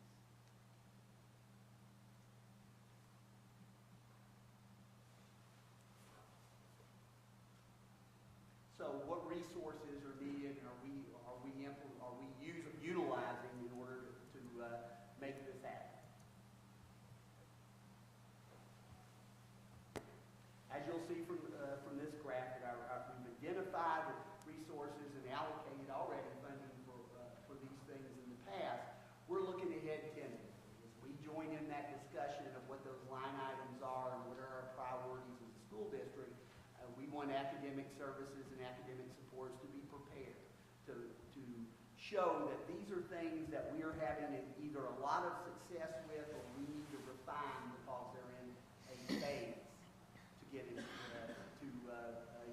optimal leverage. So the first one is phase 3 of our PLC support, and I will just go through these pretty quickly, just down the strategy component to kind of describe those to you. You can see some of the detail where we've contracted where we've needed to with organizations that are cutting edge, that are leading the nation in implementation of these things, and have a lot of research to back their effectiveness. So we've worked on our phase 3 of PLC support, which we're very excited, and there hasn't been much news about this yet. It's really coming up this summer, but Solution Tree is the national PLC organization, and they've named Jefferson County Public Schools a national model for district-wide professional learning community implementation, which is exciting. They actually are hosting the PLC conference in Louisville this upcoming summer to get to highlight some of the work that we're doing here in Jefferson County. Separate from that, to go deeper with some pilot schools, we have a PLC pilot project that's had direct training from the creators of PLCs, in effect, Rick and Becky Dufour, who worked with us directly through site visits and through video conferencing to work with some of our principals and teachers to ensure that we understand PLCs so well, which PLCs being the primary structure for setting up differentiation. We're also getting direct training for differentiated instruction, which came from what our PLCs, the teachers in those PLCs are telling us. They're saying we've gotten really good at figuring out how to name and claim the kids. We need more help now on how to implement strategies that differentiate them, particularly the ones who are struggling the most. We also are working to align our PGES, our Professional Growth and Evaluation System. We're very lucky with the EQUOC committee to play a part in that we take what they tell us and we look at ways that we can align our services through our professional learning and professional development, through all the way back to what competencies and dispositions we want our teachers to have in the high.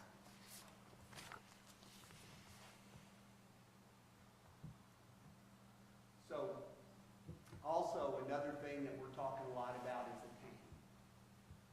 The Board of Education made an extremely wise decision and a large investment 2 years ago around setting up an Attain after-school and summer program.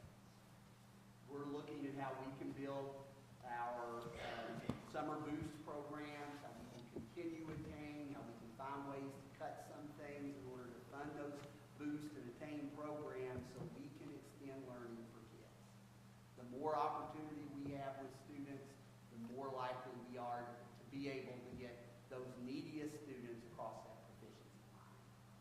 So those are two things, along with our consultancy teams, our data analysis teams, and school improvement. Those are targeting schools where we use the data. We use the great work of our assistant superintendents and our ETCs, our evaluation and transition coordinators, who are amazing teams that go into these schools and collaborate with the principals. And they tell us what it is they want to analyze in their building.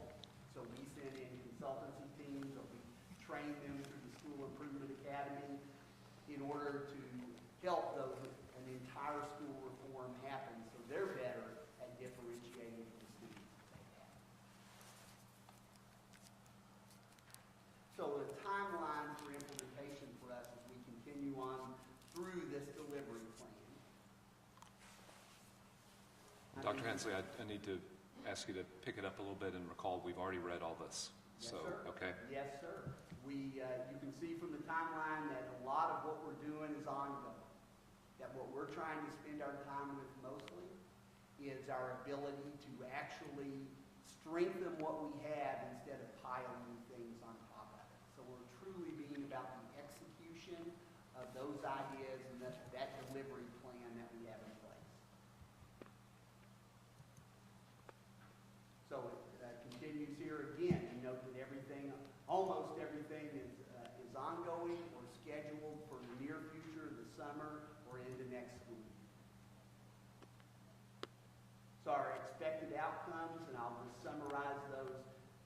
about kids.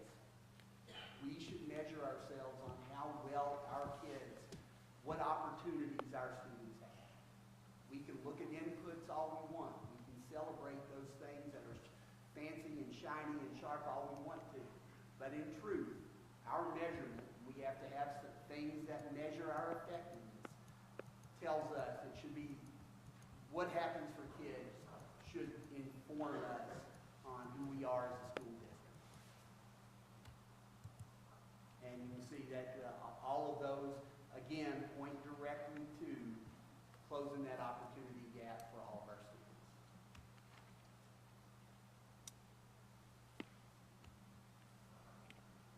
So we conclude with questions, direction, feedback, and the input that you'd like to provide. Okay, are there any comments for Dr. Hensel? Yes, Chris. Thank you, Dr. Hensley. I do have, and it's an off-kilter type of question. I know that you normally probably would not go down this route, but I'm curious to know if, in an effort to hear the student voice, if we've been able to talk to students about any of these, not exactly this presentation, but elements of it, and gotten feedback from those students about what they thought about the process or the particular initiatives that are mentioned within this presentation, as well as what the teacher feedback is in regards to this as well.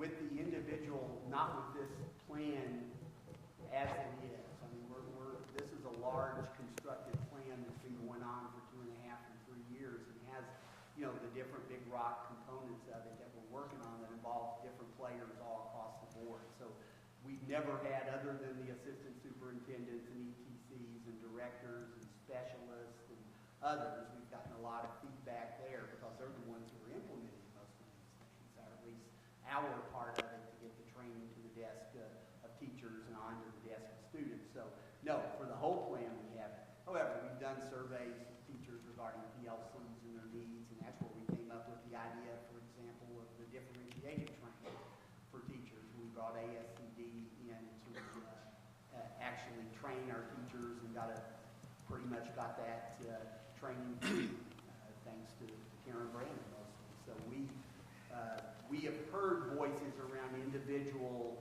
components of this and on some of the strategies, but not the entire plan. Well, I understand from the prior student wouldn't be brought in for the entire plan, but I was just curious to know what student feedback would be on some of the components, as you said. In PGES, there's this student voice about what's happening inside their classrooms.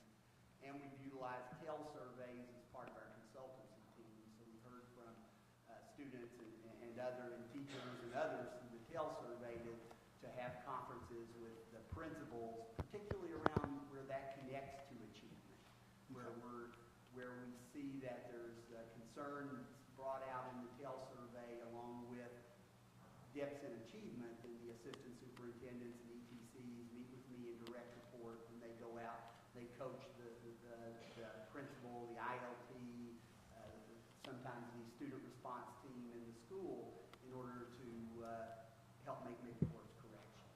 So that uses, not directly, but does indeed use student and teacher voice. Just one more thing, and this isn't necessarily... Let's share the mic.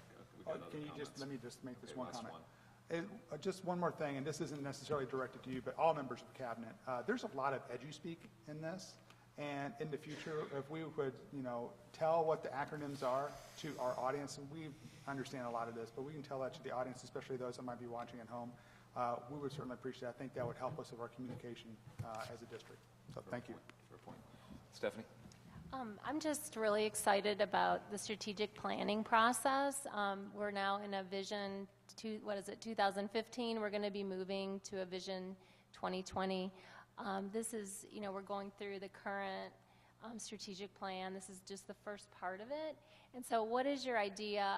I'm assuming we're going to be starting, I know you're collaborating with the board, but will we be reaching out probably to the community? This is maybe for Dr. Hargens more, but in this ongoing dialogue to develop 2020. And actually, there is a series of sessions about the next strategic planning process, but it will include everybody, as the first one did. So that's an important point, but we'll have a timeline. And the only other question I had. It looks like there are a lot of assessments that kind of, we've got the district benchmarks, which pretty much that's what we're basing our figures on. And then we have the K-Prep, the CCR. Are there, do we look, if you look at time as a resource, we've talked about this as one of our most valuable things is to have that time with the teacher, the child and the teacher, that interaction. Are we looking at, I know some districts across the country are looking at kind of, are we doing the right amount of assessing? It sounds like we're moving into, what we hear from you is we're moving into better types of assessments. What is your feeling? Just, are we at a good level? We're not taking too much time away, I guess. Right, what we've already done is, first, we cut back the district assessments from what they were previously when I came in as chief academic officer back to 4, which means we cut 2 or 3 assessments throughout a year. Then we took the diagnostics that have been these mandatory tools that were another assessment done before they interviewed, so we made those flexible and optional. Flexible in that we want teachers and we want schools to continue to diagnose.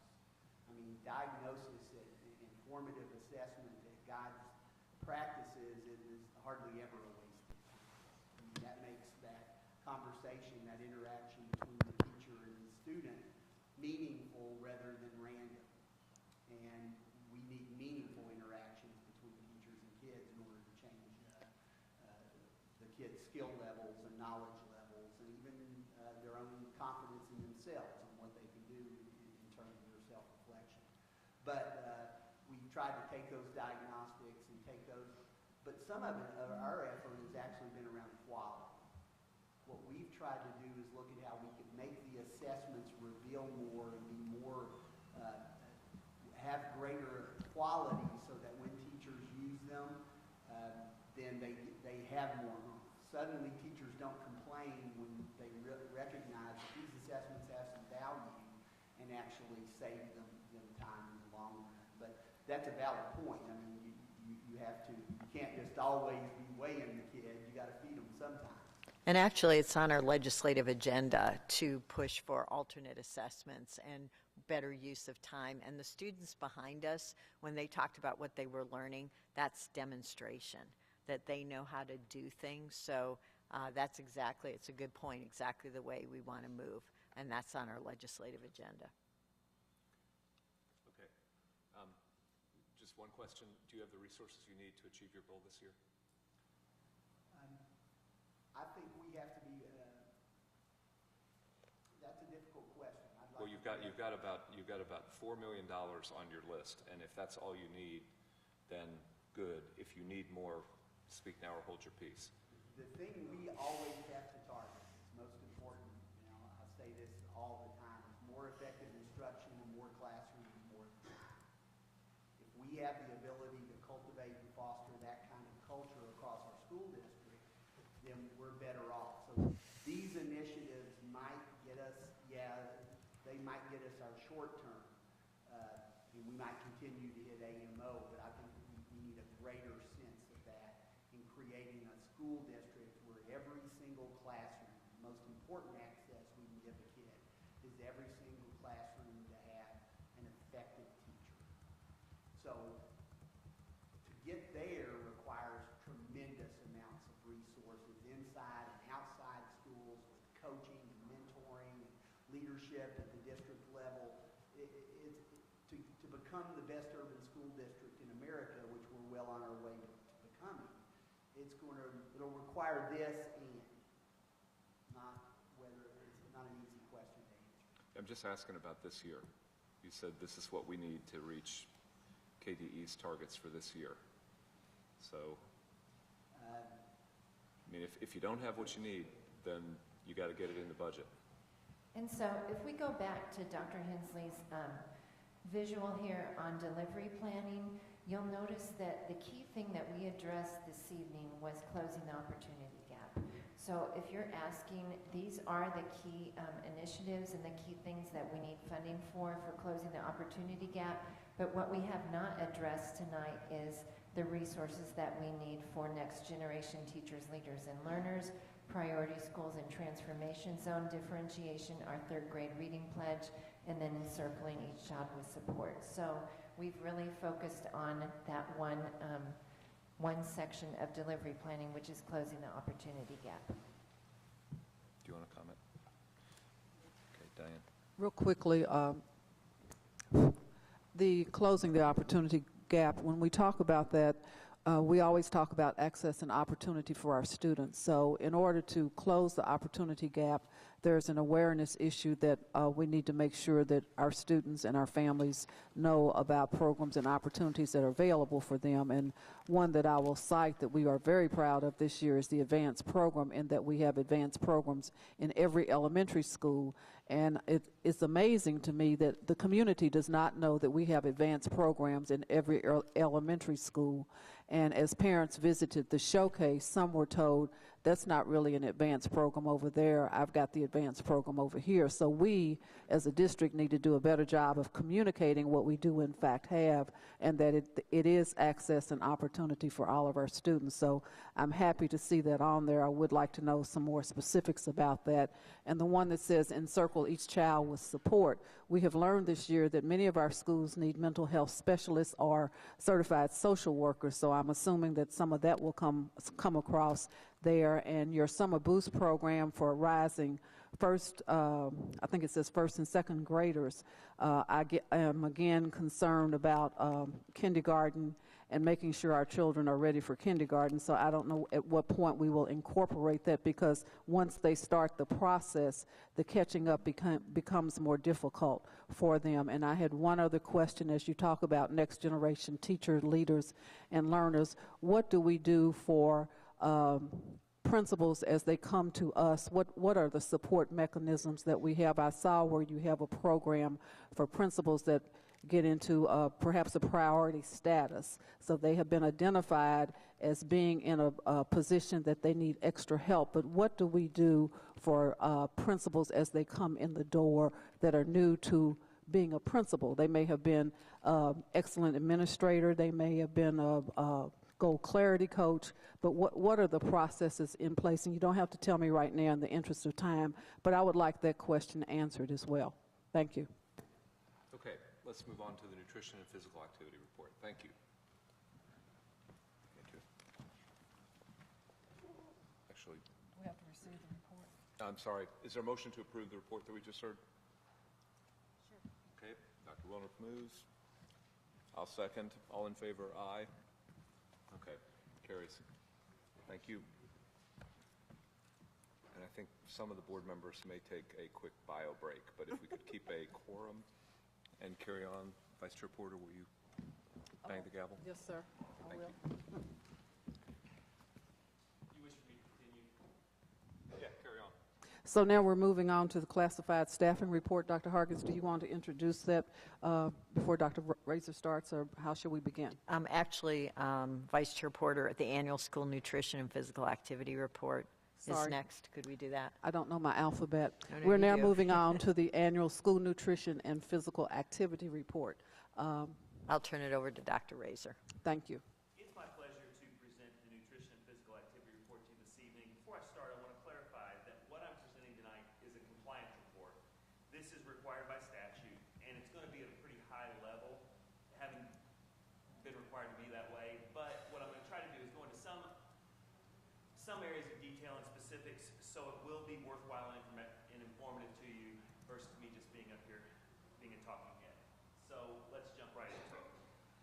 Since the Healthy Hunger Free Kids Act was passed in 2010, many new requirements for school meals have been implemented. School meals now contain more whole grain, more fruits and vegetables, low-fat milk, and lean protein. The board tonight, you got to hear this from Ms. Boucher as well, so I do apologize, but in the spirit of compliance, I do have to say it all again out loud. JCPS has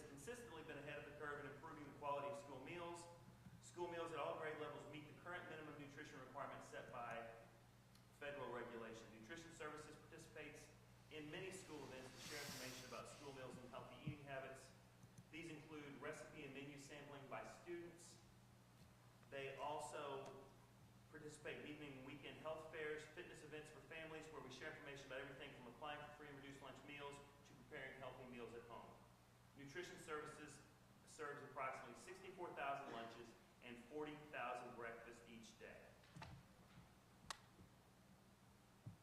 Starting this school year, there were also new federal nutrition requirements that went into effect for all foods sold to students on the school campus throughout the day, not just at meals. Similar to the standards in effect in Kentucky since 2006, federal Smart Snack requirements include limits on calories, sodium, fat, and sugar. Foods may be sold to students. Food and beverages that meet federal Smart Snack standards may be sold to students from 30 minutes after the last lunch until 30 minutes until the bell rings and at the end of the school day. Plain water, low-fat or non-fat milk, and 100% juice may be sold at all grade levels. Other calorie-free beverages are only sold to high school students, and size limits apply at all beverages sold except water. For those of you coming back, I want to apologize. This is a compliance document. There's some things I kind of just have to spell out. So It's good, and we got to taste the food and the water tonight. So thank you. Nutrition Services has continued a commitment to improving access to local foods.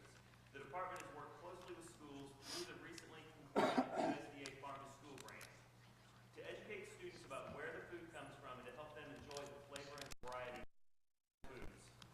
In addition, Nutrition Services continues its Fruit and Vegetable of the Month promotion and encourages managers to provide small tastes of foods that students may be unfamiliar with. During the 2014-15 Nutrition Services was a major partner in two new initiatives. One of these efforts is through the USDA Farm to School grant awarded to the Food Literacy Program at Oxmoor Farm, and the other through the Louisville Metro Government to create a local food hub in West Louisville. And since July of this past year, we've already purchased over $83,000 in local food to be served in our cafeterias. Something we're particularly excited about this year is the Community Eligibility Program.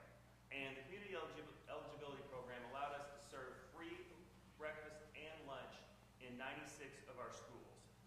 And because of that, we have increased breakfast participation by 10% and lunch participation by 6%.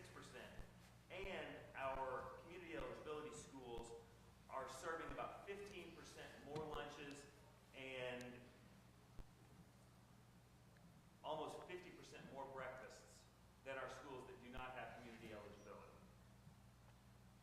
Also, some concern about the community eligibility program was, that's a tough word to say, the community eligibility program was whether we would be able to report accurately the number of free and reduced lunch students that we have in the district because we're just carte blanche qualifying 96 of our schools.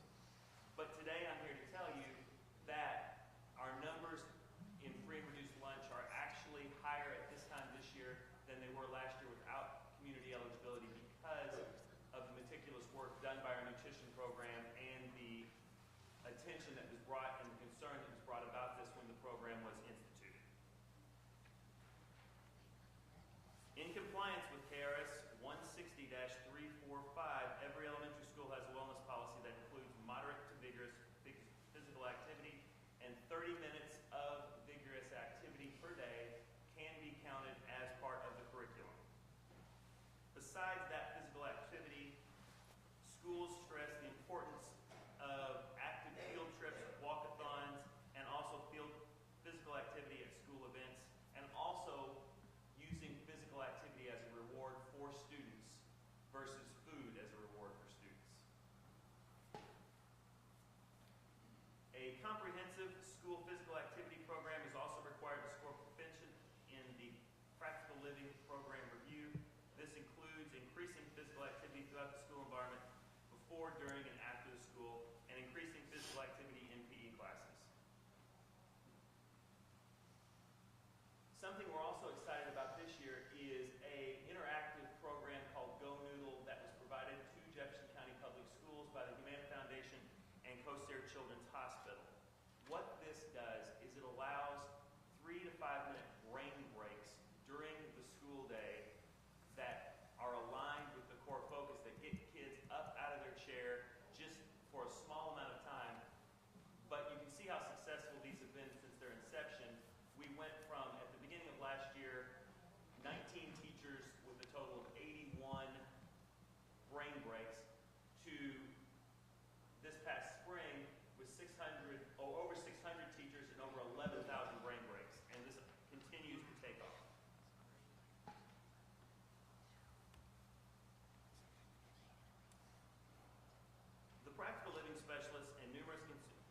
partners provide ongoing programs, resources, and support to increase and improve the physical activity environment for all students. Research has consistently shown that there is a link between education and health. The Center for Disease Control's coordinated school health approach has been a mainstay of school health for nearly 3 decades, but many times has been viewed by educators as primarily and wholly a health initiative, focused only on health outcomes. But the Whole School, Whole Community, Whole Child program focuses on the education and the health of the child, and the two working symbiotically together. We have currently 38 health promotion schools of excellence. Each must implement evidence-based programs and procedures based on the whole school, whole community, and whole child tenets. And finally, our health promotion schools of excellence were awarded the Champions for Healthy Kids grant in 2014, and we implemented a comprehensive cross-country program. And the reason cross-country was chosen is because it is a non-cut sport. So we had almost 600 students in the elementary schools, in those 38 schools, participating in cross-country meets, and at different levels, our K through 2 student ran a half mile, 5 ran a mile race. The health promotion schools of excellence also take part in increased health education, promotional programs such as classroom nutrition, and also school-wide healthy celebrations.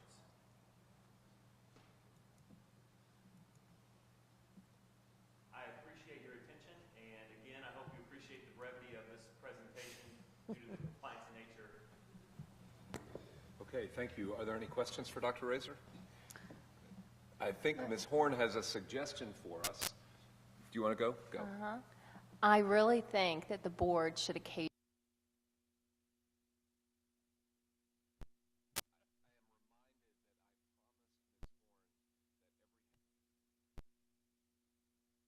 And I have completely neglected that. So as soon as we finish with your report, okay, do it now.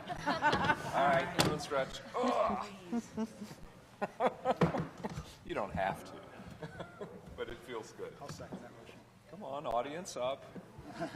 We won't actually, You do need to go. you know, if we got some of the KDE she's up. people here, we'd be doing square dancing or something. Okay. Yeah, there we go, there we go. Okay, good, good, good. All right, Ms. Duncan has a question. Just one. Of course, I love the whole Go Noodle emphasis. That's phenomenal growth in that program, and I know it's great for our kids. But the applications for free reduced lunch became a challenge this year, and people had to really scramble to get those in. So is there any discussion about a better approach next year when we announce that these schools have free meals? Parents relaxed, and then we didn't get those application forms in, and we need that data for all of our Title I information. So is there any kind of discussion about how that will be done next year that maybe will allow us to get those applications in a more timely manner? Absolutely. And as I said, since we've been so conscious of this, we're actually ahead of applications this year as compared to last year. Year of implementing the program and the school, because this was a great, tremendous, phenomenal program. But the schools didn't get a lot of heads up, if you think about it, in time of what was going to happen. We found out about this near the end of the school year, and it started in the fall. So now we have an entire year to plan for it, and families also do too. And when families understand that this affects lots of other programs that their students are involved in, I think that helps in collecting them. And the schools have been great in partnership, and Food and Nutrition has been great in collecting them as well. Like I said, because of that diligence, we are a little bit actually ahead of where we were last year, but we're not going to stop until we get every application we can. Yeah. Very good. Okay, thank you, Dr. Razor. And I believe we have one last report, which is on classified staff from Dr. Razor. Good evening. Good evening. I'm Mike Razor. Earlier in the fall, earlier in the fall, Human Resources Director Mark Rosen and I, we gave a presentation on certified staffing. During that certified staffing report, one of the requests or questions that we received at the end was it would be interesting to see the same data or similar data for our classified staff. So I come to you this evening with that data. Again, very just informational topic. However, I do want to remind you, in March, Mr. Rosen and other people on the Human Resources staff will be coming back to really talk to you about the outline for the restructuring of human resources that we have been going through and continue to go through, as well as our minority recruitment plan at that time that was requested during the board meeting in the fall.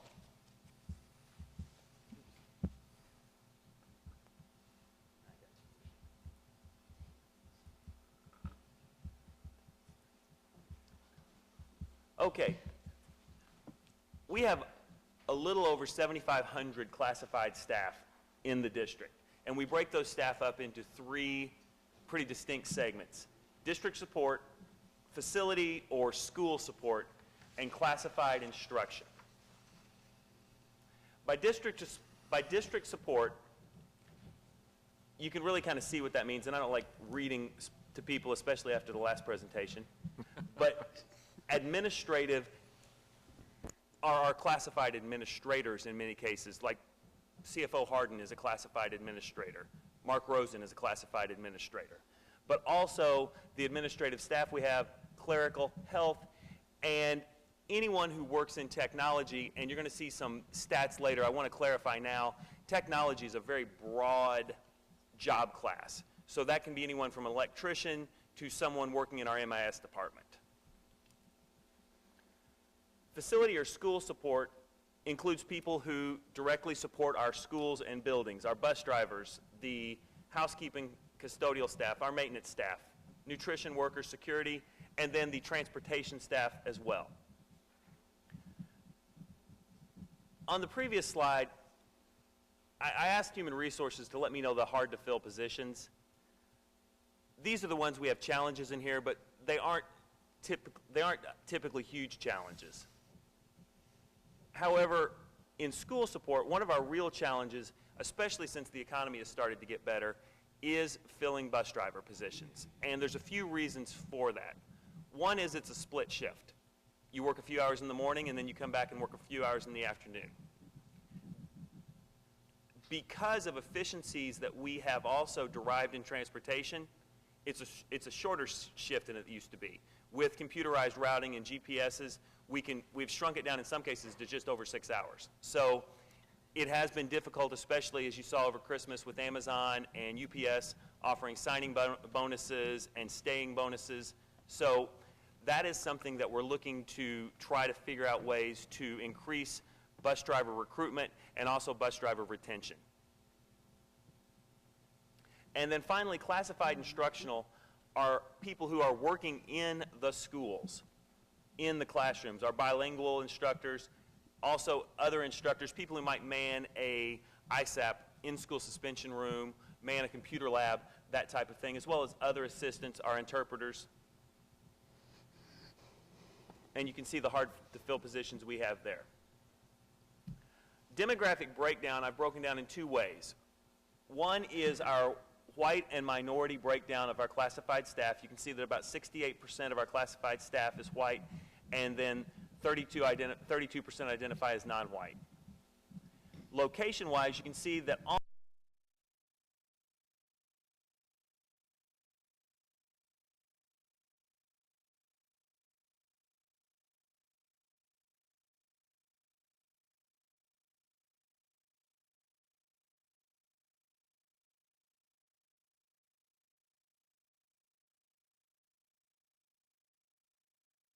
have a work session on Head Start and early childhood. We've had a lot of questions about early childhood, and so Dr. Hargens and the team are going to try to figure out how to give us the sorts of data that we have been trying to dig into here.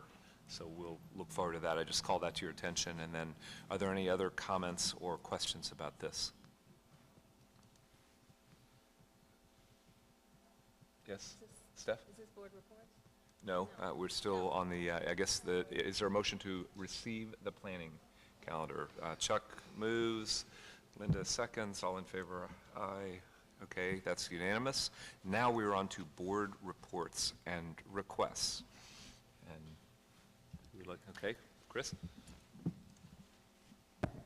Thank you. I just want to make I just want to send out a thank you to all the state legislators that came out to the district's legislative breakfast at Jeffersontown High School last week. And in particular, I do want to thank by name the legislators that showed up. They are State Senator Stan Syme, State Senator Morgan McGarvey, and State Senator Jimmy Higdon, as well as State Representatives Ron Krim, Denny Butler, Mary Lou Marzian, Tom Birch, Steve Riggs, Tom Reiner, and Dennis Horlander. And for those of you who pay attention to politics, you might notice that this is a bipartisan list. So I do want to say that I think it's great that we are reaching across party lines and bringing in a bipartisan group of legislators to come in and learn more about JCPS. And I want to thank them once again for their time and for coming to learn more about that. And we'd really certainly welcome more of their colleagues to come by and learn more about us in the future. So thank you. Okay, very good. Steph? I have something for everybody. Your mic's not on, I don't think. Oh, sorry. Put on? Yeah. This is a something that I don't know if they have. I had them. I sent some slides. I don't know if they have them. Yeah, there it is. What this is JCPS is involved in a very, very successful collaboration. Karen Branham, and who's right there, and Suzanne Wright, who I don't know that I've met Suzanne Wright, and then Melissa Grano. We basically have, it's in the, think of it, a curriculum instruction department is where Karen Branham is within Dewey Hensley's academic services. And then Karen has Suzanne, who is, I don't know what her title is. Yeah, but she is working on arts. She's had huge involvement coordinating quite a feat, along with Stage One, the Ali Center, and Kentucky Center. And then Melissa Grano, she sits on this cultural consortium. JCPS has a chair, like a co-chair position with a rotating arts organization. So they spin kind of all these interesting different arts opportunities for our children with all these various arts organizations, some of which are funded directly by JCPS, such as a ballet program where you saw the dancer up here at PRP. And we fund an instructor to go. So one of the other things that is, what I thought was just so exciting, Eastern High School has an alum, and his name is Justin Cornwell, and he has the lead in this play. And so there's so many kind of connections. Our children, it looks like almost every middle schooler in JCPS is going to get to attend a production. The production is, and in this corner, Cassius Clay. So it's a play about Muhammad Ali that deals with bullying. It deals with his early life, that he graduated from high school. And it's just it's a wonderful collaboration. And I bring it to your attention because I think that only through kind of these big collaborations can we have kind of the collective impact on such a big district. So this is the kind of thing that I think we can really, I guess, nurture. I hope, during my term on the board, that we can nurture. Think of it, it's just a very, very small department. There's really just two. There's a music and an arts, specialist, along with a couple other supporters within our admin. So it's pretty lean. at least as far as arts is concerned. And what they're doing is they're reaching every middle schooler in JCPS. So just think about that, how our community can get together. We still haven't funded every child going, so like, you know, you can donate to make this effort happen. But we really, I think it's really exciting and will be life-changing for these children. And I just, you know, hope we can do more and we can partner with the community to bring more of such opportunities to our children. Okay. Thank you, Steph. Linda, I believe you were next. Two requests. I just want to see if we can get an update on the status of bus monitors. Seems to be a need that we have out there that continues, and also on the status of the supply list for next year. What are we doing to get ready for that supply list? You know, some schools had, parents would buy the supply list that was put out, and then they would show up at school, and the school would have its own supply list and say, oh, well, yeah, that was good, but now we're going to add on this one. So I'm just curious about what are we doing to get ready for supply lists for next year. Those two things. Okay, you report back on that. I think, Diane, you're next. Several things I wanted to point out or to congratulate. Two of our students were student pages last Thursday at the Metro Council meeting, and they were actually pages for District 1. And since they're from District 1, I would, you know, be remiss if I did not recognize James Richards, who is a student at King Elementary, a 5th grader, who's in the River City Drum Corps and on the basketball team. And Devon Rowan is a student at Kennedy Montessori, grade 3, and he's in the Gifted and Talented program and a member of the basketball team. Also wanted to congratulate, I know it's on our website, our principal, Allison Vidito from Breckenridge Franklin. She was the Milliken Educator Award winner, $25,000. And I wanted to say congratulations to Ed White from the River City Drum Corps. He received the award from the mayor as the Keeper of the Dream. And he's been working with our students for over 20 years with different drum activities in our schools. And I'd like to thank JCTA for the opportunity to attend the Martin Luther King dinner. That completes my report. Thank you. Okay, thank you. Anybody else?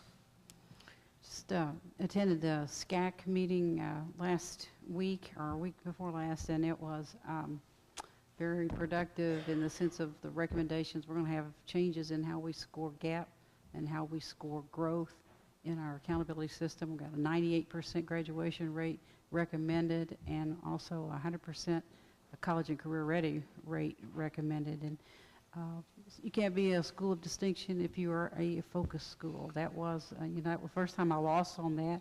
Second time came back from other committees that they had supported that. So it looks like that's going to be the recommendation to the state school board. We had about 9 recommendations, but those were the big ones, I thought. Great. Thank you. Okay, I have 2 points, and then I believe there are no speakers. Kathy, is that still correct? Okay, great. 2 points, and then we'll wrap. First, I want to just make one other point about the J-Town meeting with legislators that Chris mentioned. It was great for the reasons that he described, but it was also the second time within this 1 week period that a majority of the board members were able to get into the schools and see what we're talking about when we talk about the 5-star career magnet themes and how they are being integrated with academic learning and the kind of experiential learning elements. Just speaking for myself, both tonight and that session were very, very helpful to understand better what's going on kind of at the crux of vocational education and experiential learning. Second, just flag it, there was a meeting of the mayor's Healthy Hometown movement today. I spoke at that about the obesity epidemic, and there's a lot of different pieces in the community beginning to coalesce around that. I mentioned it to Julia Bauscher, but nutrition and sort of whole child health, behavioral health, JCPS will likely be a very desirable partner in that community initiative. So I guess I would like to wrap with a big thanks to Board Member Hadaway for helping us organize the evening. Chuck, thank you very much. Okay. then Principal Stevenson, the entire Valley community. This has just been great to be out here with you, so I want to acknowledge all of the Valley folks for helping us have such a wonderful afternoon and evening. So a round of applause for them. And then last but certainly not least, all the people from the central office who made this possible. I trust we were on television and that other things actually worked as hoped. So this is an experiment. We'll look forward to feedback, and do I have any other things I have to get motions on other than to adjourn? Okay, I would entertain a motion to adjourn. There are a lot of hands up. All right, Chris moves, Chuck seconds, all in favor? Aye, we're adjourned. Thank you. All right. We're done.